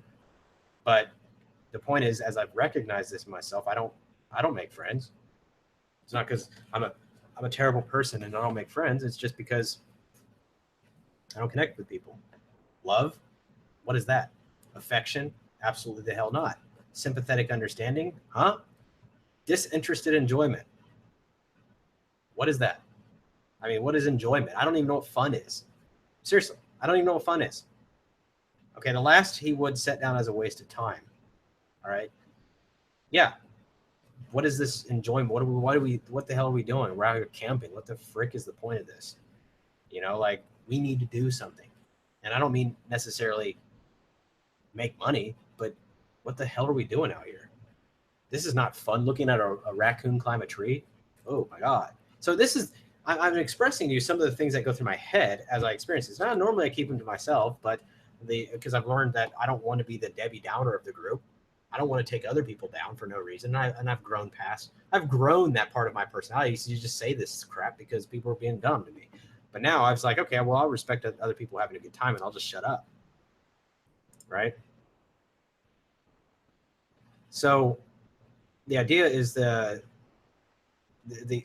understanding these things about the 8 is right. And these are things that I've dealt with in my life. And I would say that I still have a pretty disinterested enjoyment. My capacity for friendship is still diminished. I don't experience love. I don't like affection. So these are all still very true to me. As much as I hate admitting it, because I've spent the majority of the last 10 years improving who I am or trying to, this is still ringing very true for me. Okay, so the ENTJ, not the ENTJ, the Enneagram 8 is subject to bursts of rage and violent behavior, which are for him as compulsive as repressing them is for other types. Anger comes to him more easily than other emotions. Oh, this is about to get good right here. He is compelled to lash out and fight back unless he has done a great deal of work on himself and has little freedom not to respond this way. Absolutely. To get me not to retaliate is a freaking challenge, because if someone crosses me, I'm going to retaliate. And anger is a reaction to something we experience as constraining and limiting to us, and we let it move through us. We feel strong, vital, and alive. And because these are the very qualities that an 8 wants very much to feel, anger is his emotion of choice. Okay? Because 8s feel dead on the inside. They naturally want to feel strong, and anger, when we allow it to manifest in our body, makes us feel powerful, strong, vital, and alive. And it kind of compensates for the deadness that we feel within. Okay? And so there's a sick part of me, and I say sick because it's there. I'm almost addicted to the anger. It's a rush. It's like I feel it just boiling inside of me, and I just like, oh, it feels good. It's like a drug, right? I've never done drugs in my life because I don't really see the need. My anger enough is freaking satisfying. It releases like this endorphin of, I don't know. So there's a part of me that is addicted to it, and there's a part of me that doesn't like it. Okay, and that part of me that doesn't like it developed over time because I've seen the effect it has had on my life over the course of time. All right, so when the 8 is hurt, he gets angry. When he's afraid, he gets angry. When he is needy, he gets angry, usually blaming someone else for these soft emotions that he's being forced to feel accompanies his blast of rage. Okay. So just as ones have their antenna out for imperfection, 8s have theirs out for injustice. The world appears to him as an unjust place, especially regarding himself, and he even wants to even the score. He is a great champion of the underdog, often being the spokesman for others weaker and less powerful than himself in opposition to some monolithic force. He is a rebel against established authority and openly opposes it. So you gotta see these characteristics really coming to fruition inside the 8. So let me go back, look at some questions, and then we're going to move on. Let's see.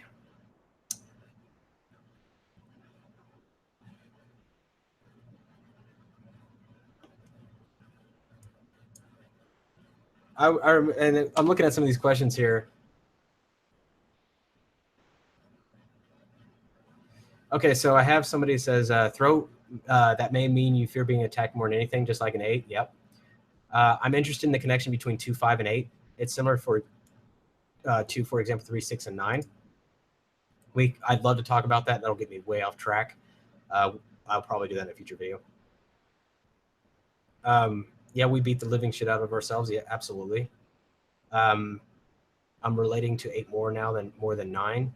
If you're having a hard time identifying with, like I said earlier, if you don't know what you are, then you really need to get this book that I'm referencing. It's going to help clear it up. It will. So you need to get it. Again, it's called The Spiritual Dimension of Enneagram. It's the best Enneagram book I've read. I've read like maybe 12 of them, and most of them are, oh, the 8 looks like this, the 5 looks like this. No, this book actually gets into the roots. Also, you need to look at Naranjo's writing, because you'll see a lot of this too. a lot of the neurosis that's underlying the Enneagram and why the Enneagram is actually unhealthy. So let's move on. So Damon, what are you reading from? I think I want to read it. Everything is spot on. Yeah, exactly. This book is freaking good. Question number 2, are 8s most hard on themselves? Yes, they are. Absolutely. So let's see. Rude. Humans are so weak creatures. Yeah, I want to very hard on myself.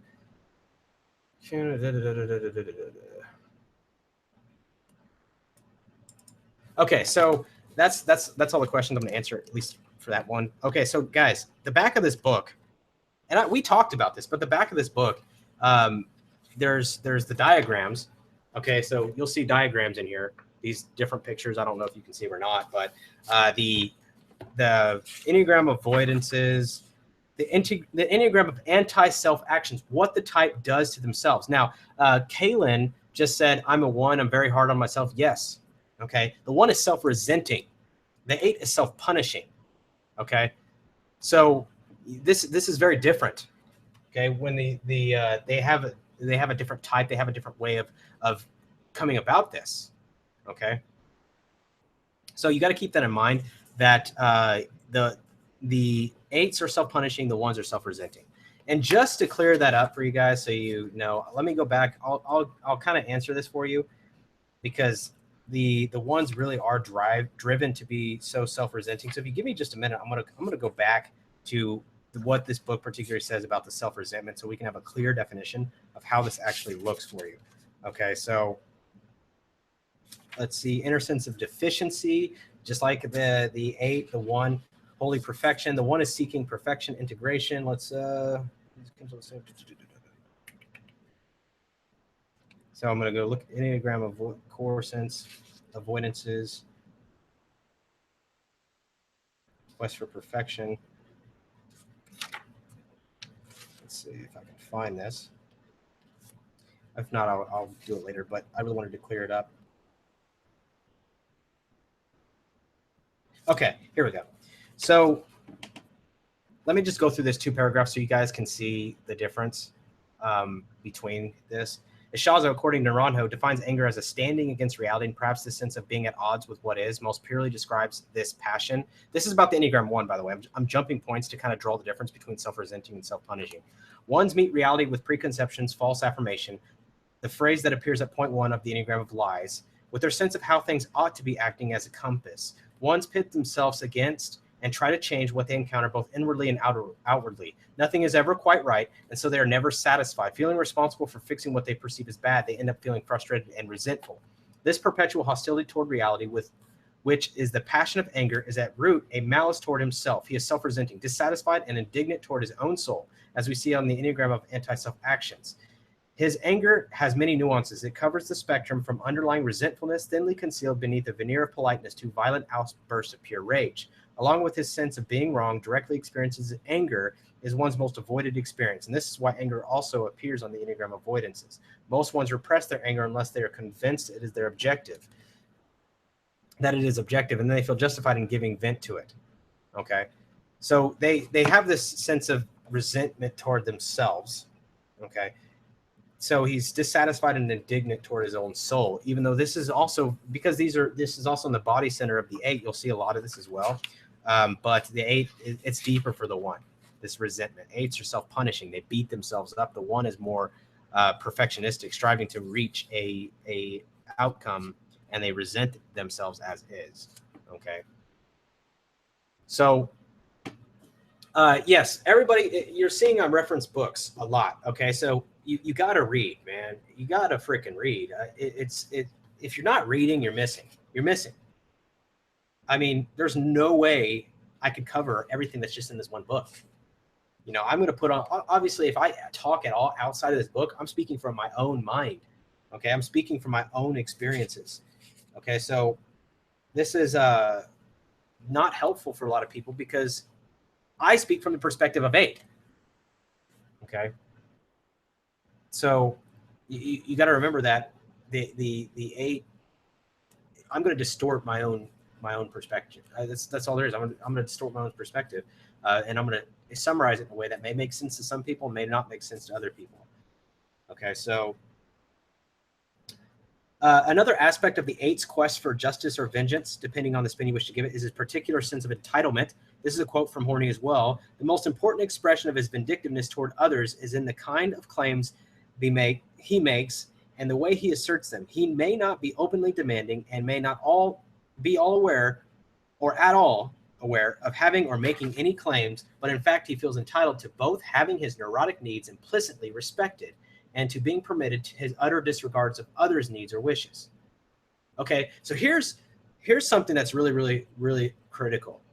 Okay, so it's because the 8 has a neurotic need to be respected, and they often appear hypocritical because they have these standards that they're setting that other people should fulfill. And when the 8 doesn't fulfill themselves, people have called me out on it. You are expecting something from me that you don't do yourself. Okay. He feels entitled, for instance, to the unabridged expression of his unfavorable observations and criticisms, but he feels equally entitled never to be criticized himself. Okay. This is what I'm talking about. They don't like being criticized. The 8s want to do everything on their own terms. They do not want outside forces conditioning them. The 8s will fight. Okay. He is entitled to decide how often or how seldom to see a friend and what to do with the time spent together. Conversely, he's also entitled not to have others express any expectations or objections on this score. 8s set the terms, and they don't want anybody else setting the terms. That's it. So this is everything that I've experienced in my life summarized in literally one chapter of a book. That I've experienced in my life is summarized in this one chapter in this book. Okay, so questions on here? I answered some of those. I feel myself in the flow state when I'm leading. You're more of a commander or taking charge in any form. Okay, you're actually just fulfilling your ego. You got to keep that in mind too. Okay, so books are hard to share in this medium. I would share books, but they're PhDs lecturing on YouTube. Easier to share. Sorry, books. Well, I agree with you. Okay. Do 8s have a fear of failure, and does that fear drive them to perform their best? No, dude, you're talking about 3s. Okay. Derek says, I feel myself getting stronger as I speak during my presentations. I start raising my voice.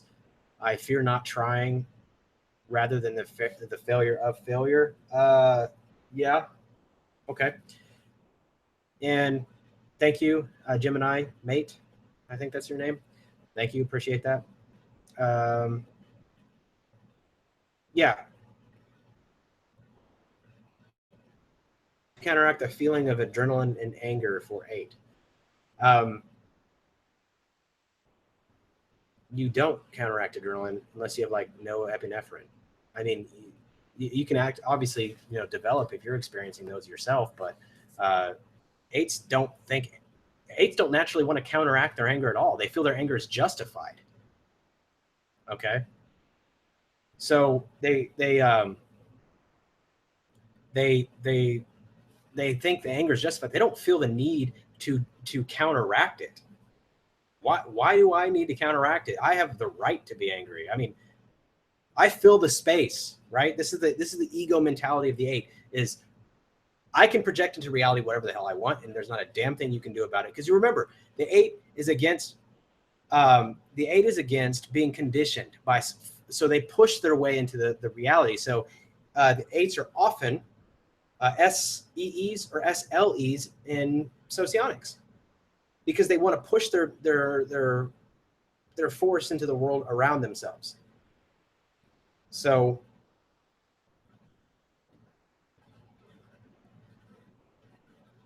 well, okay, Simpson, you gotta, if you don't and you see it projected onto you, if the 8 is, you got to understand that the 8's just projecting something on you.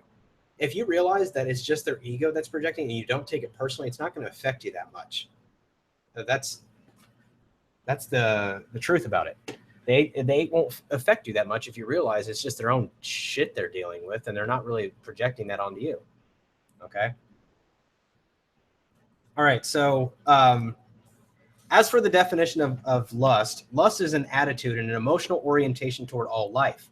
It is a passionate voraciousness, desire magnified to the level of a driven ravenousness.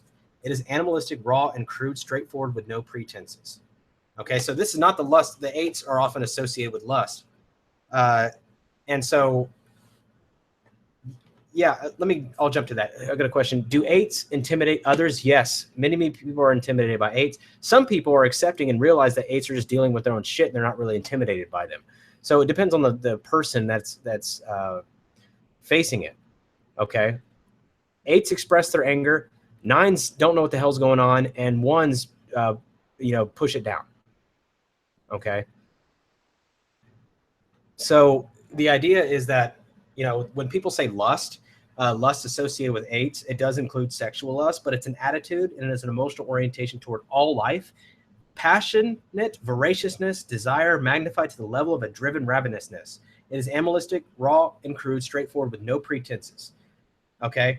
Lust colors the whole feel of an 8. It is reflected in his gusto, his gutsiness, his bravado, his passionate engagement in life, and most conspicuously in his appetites for all that gives pleasure. Pleasure seeking. Okay. It is pleasure seeking. Okay. So the 8s can appear very, very pleasure seeking. For this reason, when I'm stressed, I seek pleasure stimulation. I tend to overeat. And I tend to want to seek all pleasure. Okay. And it's not just overeating, it's putting myself at risk. It's stimulating the adrenaline. It's getting angry. It's getting pissed. It's just feeling alive. It's a zealous drive for sensory and sensual gratification and the physical pleasure with, of course, a vengeance to it.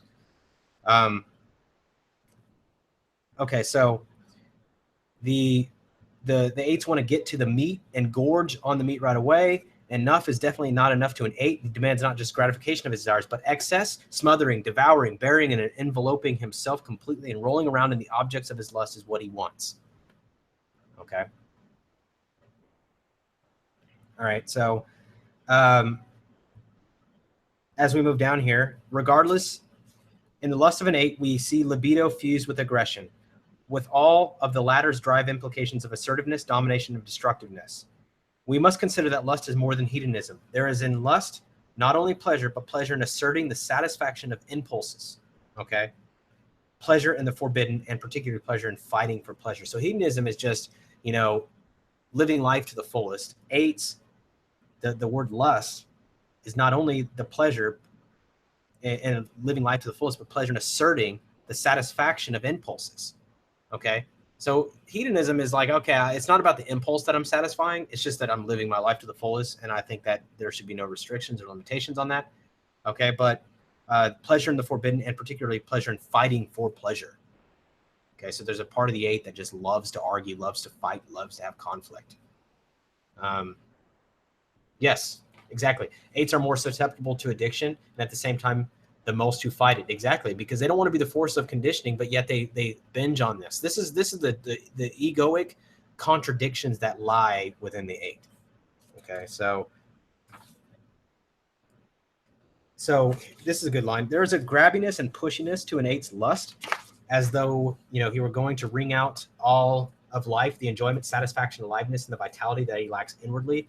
There's insatiability about his drive for more, as though filling an endless and bottomless inner hole.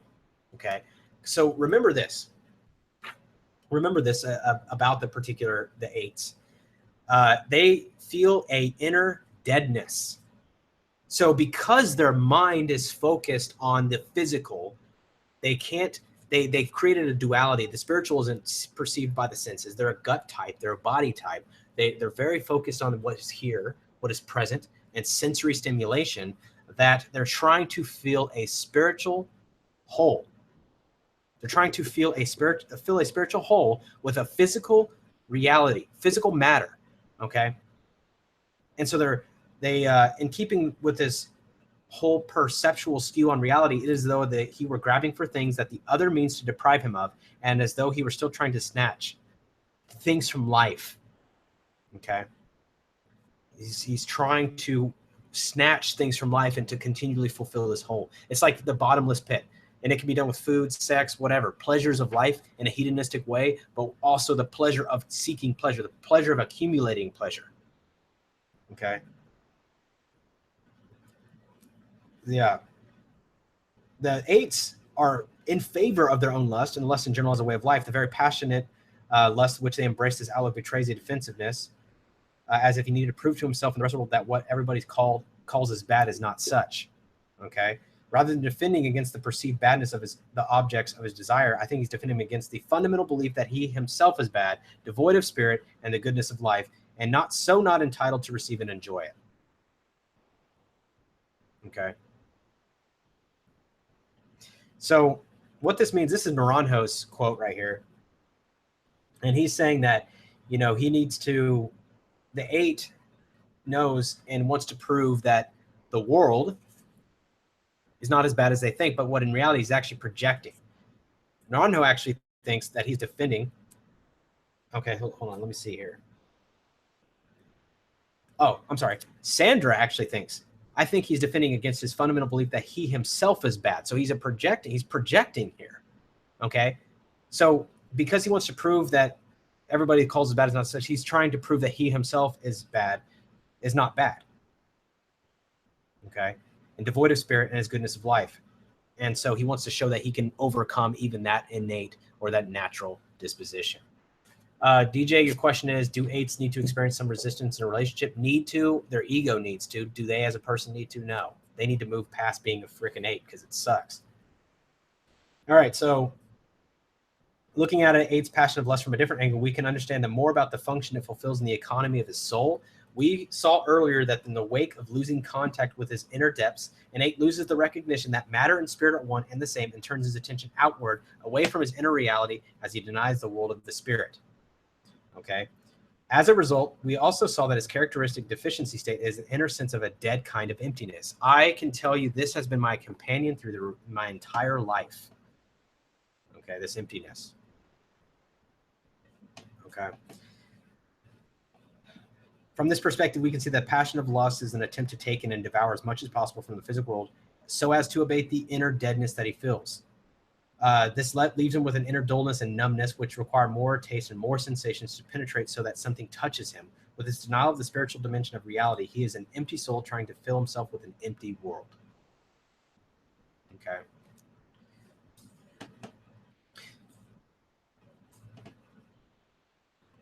So the idea is that you need to see what's going on with the 8 here. So what I'm going to do, guys, is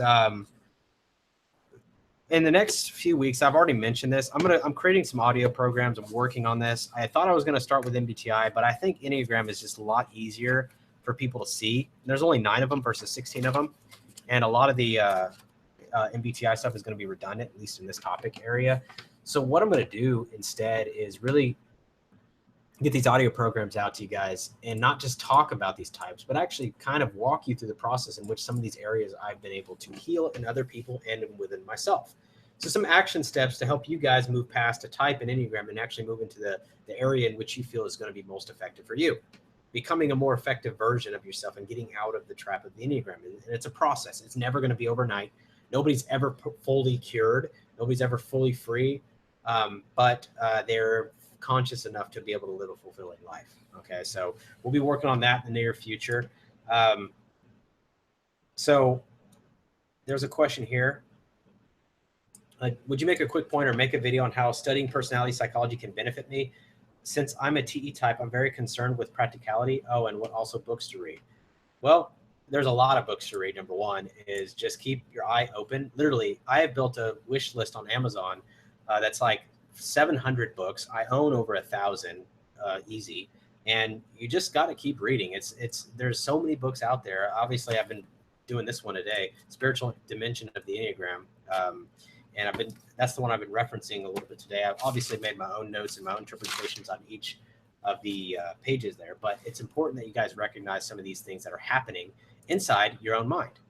Okay, so the top books is a tough question or a tough statement because there's so many books.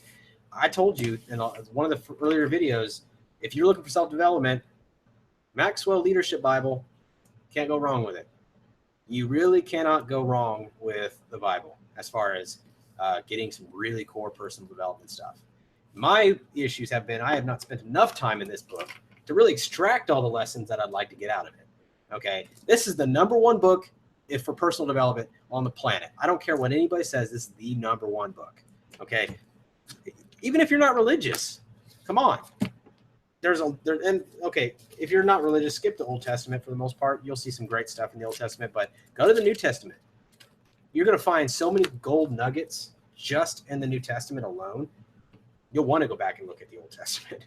You're like, where's the more, right? Where's the more? Start with the New Testament. I mean, you don't have to be religious to get nuggets from things. I read all kinds of books. I told you this in the last video. Buddhism, Taoism, you name it. Whatever I can get out of whatever is what I'm going to get out of it, right? I'm not looking at these books religiously, literally, like, oh, this is a religion I must follow. I'm looking at, okay, how did he successfully do this?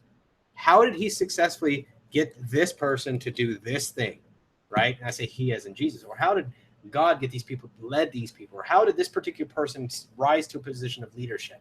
It's all there. And you get John Maxwell's notes. He's considered one of the greatest, if not the greatest, leadership expert in the world. And so you get his notes in that book. So if you're looking at leadership and development, that is the book to get. I think I paid like $80 for this book, and it was worth it. It was pretty expensive, is all I know. $45, $50, something like that. It was definitely worth it.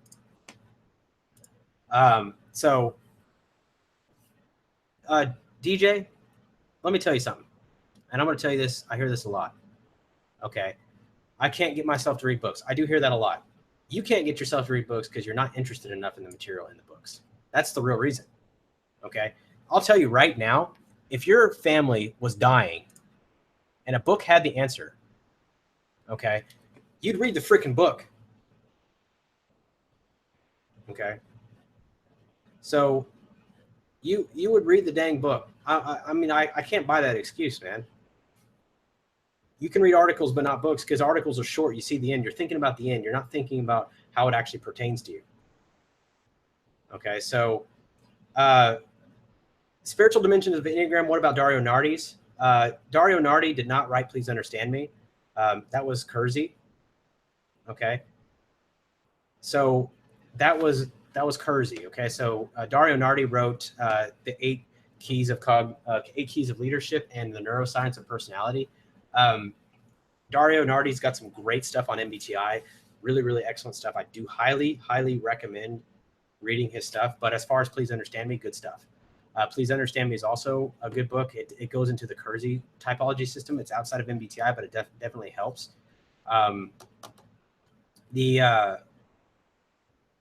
Let's see.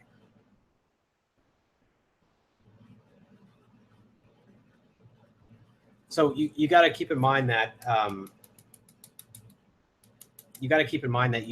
there's so many books out there. You just depending on what you're trying to master in your life. The thing I told you guys on the last video that wasn't a live stream, I told you guys to write your dang goals down every day, right? Write them down every day. Just whatever you're trying to accomplish in life, if you write them down, you're going to see that you have, this is the things I'm going to work on, right? These are the things that I'm going to make happen over a period of time. How do I do this on a daily basis? What is the action plan? And then you go, okay, what do I not know to make this goal a reality? Okay. So, for example, I have a goal here that says, I am in perfect physical health. Obviously, it's me projecting into the future. It's not really saying I'm in perfect physical health now. I'm just stating it in the present tense. So yesterday, I said, there's something I don't know about physical health that I need to know. So what I do, I looked online, I found a program. It was like $200, and it said how to get healthier or whatever, and I bought it. Right? I bought the program, and because I needed that information. And if you justify why you can't purchase something, then you don't want it bad enough. So, you got to want this. So when you ask me what books to read, you got to keep in mind that you need to know your goals first. Because if you're not interested in the book, you're not going to read it, right? If you want to become a master of Enneagram, you're going to probably read this book. So, you're going to probably read this book. But if you don't really care about Enneagram, you're probably not going to read this book. Even though I recommend, I'm like, hey, read this freaking book. Read this book. And you're going to be like, oh my God. Well, I'll pick it up and I'll read the first 2 lines. I'll fall asleep, right? Because you're not really interested in the Enneagram, right? I read this book. Why? Because I'm interested in the Enneagram. It's part of my goals. It's one of the things that I want to do is I want to be able to help you guys get past some of your own crap. As a coach, it's important for me to know different systems to figure out what's going on with people. It also helps me figure out myself. So I'm very interested in reading this book. But if you have me pick up a book about how to be a great makeup artist, I'll probably get through the first 3 lines.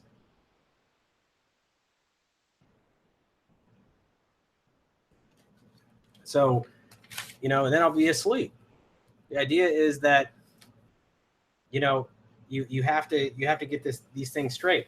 And Laylee Pop, you having 0 money, that's your problem. That's your issue. That's your excuse that you make why you can't do something, right? There's no shortage of money in this world. If you have 0 money, it's because you've done something wrong. So the idea is to figure out what you're doing wrong and fix it so you can actually attain the goals you want in life. So no more excuses. There's no need for creating excuses why you can't do something. Yeah, you have to be able to just do it. And if you're creating excuses for yourself, you're just creating problems. It doesn't mean that you're not going to fall subject. You're not going to fall subject to it. You're going to have your downs.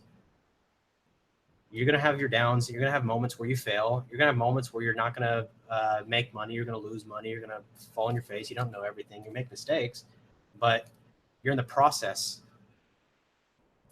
You're in the process of learning, and you're in the process of doing, and you're moving toward a goal. It's better than sitting in inactivity, sitting frozen in inactivity. So anyway, guys, this video was specifically about Enneagram 8. There's a lot of stuff that I've experienced, and that I didn't go through everything because there's so much in there. But you guys need to figure out what you are if you don't know what you are. And you got to also figure out how to be able to overcome some of the ego challenges. And this is especially for me. I still have a lot of these ego challenges. I mean, most of us suffer. I'm not a spiritually awakened person. I'm pretty self-aware. I realize some of the shit I do, and I attempt to fix it every day. And then I look at my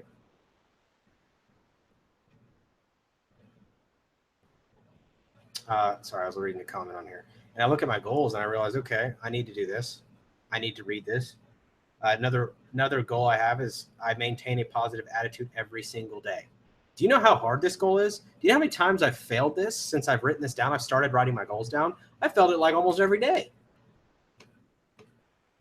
I failed this goal like almost literally every single day of keeping a positive attitude. I remind myself to be positive every day by writing my goals down twice a day. I remind myself to be positive. So the idea is that even though it's not happening right at this exact moment, I'm doing something to change it. Whether it's studying more Enneagram or studying myself or compensating for the areas I fall short or whatever it may be. So the idea is understanding that about those things. So getting yourself to move forward and stop getting in your own way and solving your own problems is a big part of this program. And like I said, the channel is changing. And the whole point is using these as tools. This is not an MBTI channel. It's not an Enneagram channel. It's not a Socionics channel. It's not a leadership channel. It's a channel designed to get you the hell out of your own way by a simple process, which is understanding yourself enough to be able to take action, knowing where to go and how to do it. Okay. So keep in mind that this is a journey for everyone. Okay. So that being said, for you guys who joined later in this video, I did share a little bit about some of my experience as an Enneagram 8, some of the things I deal with internally, and I got a long way to go. Long way to go about how to become a master of the Enneagram and to work yourself right out of it. It's a long journey, but I look forward to every day of getting just a little bit better And if you can keep your mind on the prize like that and go, every day I'm just going to get a little bit better every single day, you're going to start realizing, you know what? It doesn't have to be impossible. It doesn't have to be something that you'll never attain. Even though I tell myself that sometimes, like I sometimes I think to myself, you know, this is not what I gotta do. This is not what I'm not doing the right thing. I'm not doing this thing. Okay. So keep them all. Keep them all. Keep everything you learn in the books, and buy books, whether it's PDFs. I don't care. I mean, you guys were arguing about format, PDFs or hard. I don't care. Go get a Kindle. I mean, I have my Kindle, and I got the little Kindle here. I'm not doing like I'm not promoting. Yeah, I'm not promoting a Kindle though. I mean, it feels kind of cheap, to be honest with you. So Trey probably won't like that because I'm dissing on Amazon's product, but it kind of does feel cheap. It's a bad iPad. So I also have an iPad, but it's twice the size, right? So the iPad is like double the size, and it's like, I can't? It's like reading with a thing in your face. Like, it's bigger than my face. At least with this, I can hold it with like one hand, and it's comfortable. With the iPad, you got to read it like a book. You got to lace your fingers on it, and and then at night, if you're trying to lay down, the thing's like tilting this way, right? They should create technology for this crap, and I bet they do, and I just haven't bought it yet. But like a little claw clamp, and you can just lay there and be lazy and swipe it so you can read. Either way, find a way to make it work, whether it's through the little devices, your hard copy books, your cell phone, a freaking tattoo, whatever you got to do to read yourself and remind yourself of a goal. Okay, so. Derek, yeah, Awakening the Giant Within is a good book. Great book, actually.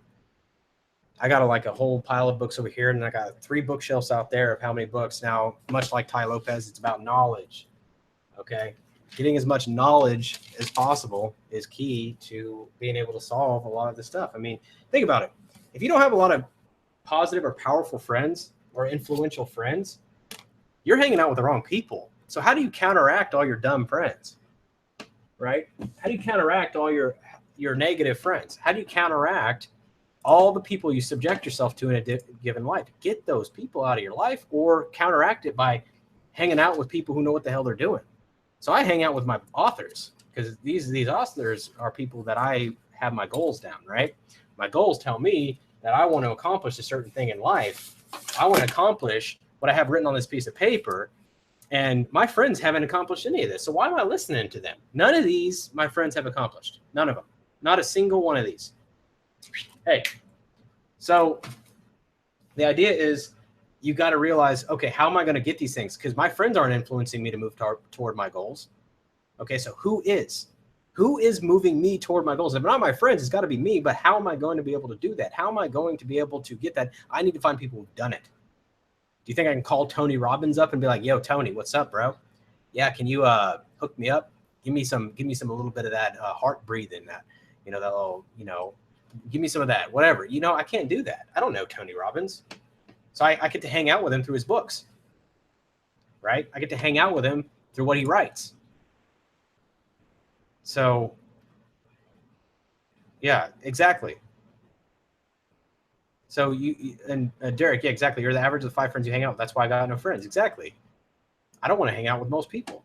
I don't want to be average. You know, the authors are the people that I spend time with. You can't get an article online and spend enough time with that person to really get into their head. An article is going to have, what, 15 pages max? That's not enough time. That's not good quality hangout time. You need a book. I think Tony Robbins, 2 books ago, he wrote Master the Money Game. It's like 700 pages. That's a lot of quality time with Tony Robbins. Then he wrote a new book recently. It's called Unshakable. I think it's like 200 some pages. But anyway, so point being is that you gotta keep in mind that you get to spend quality time through these authors simply by doing and reading. Okay. So knowledge is half the battle. Application of knowledge is power, and taking the time to truly absorb it. Yes, absolutely. I read things twice, 3 times, 4 times, practice it, drill it. Okay. Drill it, and drill it, and drill it, and drill it, and drill it. Just understanding it and having knowledge. Thinking, I'm sorry, I hate thinking. Thinking is just annoying to me. Okay. I'm thinking. What are you thinking about? Okay. I need to think about it. What do you need to think? You know, I'm in sales and I hate when people say I need to think about it. I'm not going to tell them I hate it, but I really do. To me, you say, I'm thinking. What does I'm thinking actually mean? What I'm thinking means in the process of sales, I need to think about it, means you don't know what the hell you're doing and you haven't figured it out and you don't have a decision made. And you need to make a decision. You don't need to think, you need to make a decision. Okay. So, you know, it's not, the word thinking is very deceptive. I don't think people need to think. When I say, hey, think of your dog, you know, immediately your dog's going to pop in your mind. How long did that take to think? You know, so I don't think, I'm not a big fan of this thinking concept. I'm a big fan of the doing concept. Get shit done. Stop thinking so damn much, because thinking has done nothing but made my life hell. So yeah, it's not worth it. So whoever said, was it Ronan? Knowledge is half the battle. Yeah. Application of knowledge is power, and taking the time to truly absorb it. Yeah, absolutely. You want to be able to apply it. So, all right, guys, I'm going to end this live stream. Went on way past what I should have, but I always try to make it a little bit enjoyable for you guys. Any last questions, feel free to throw them in the comments, and then we'll go from there. I will probably not do a live stream for another quite some time, but I will definitely get into the process of making more regular videos, the higher quality ones, because these ones suck. These live stream qualities, Hangouts technology, Google of all companies can't improve their video streaming. So that blows my mind. But yeah, it looks like shit and it sounds like shit. So we'll get past that someday, but today's not that day. So I'm going to use my regular camera, and those take a little longer to produce. So, but I wanted to get this information out there, and this was going to be a long video, and I didn't want to edit 3 hours of video. So that being said, hope you guys enjoyed this content, and you guys, I appreciate you guys viewing this video. Some of you people will probably have to watch some of it again, but I'll probably watch some of it again, see where I went wrong. Anyway, take care, have a good evening, and enjoy the rest of your Sunday or Monday or whatever country you live in. Take care.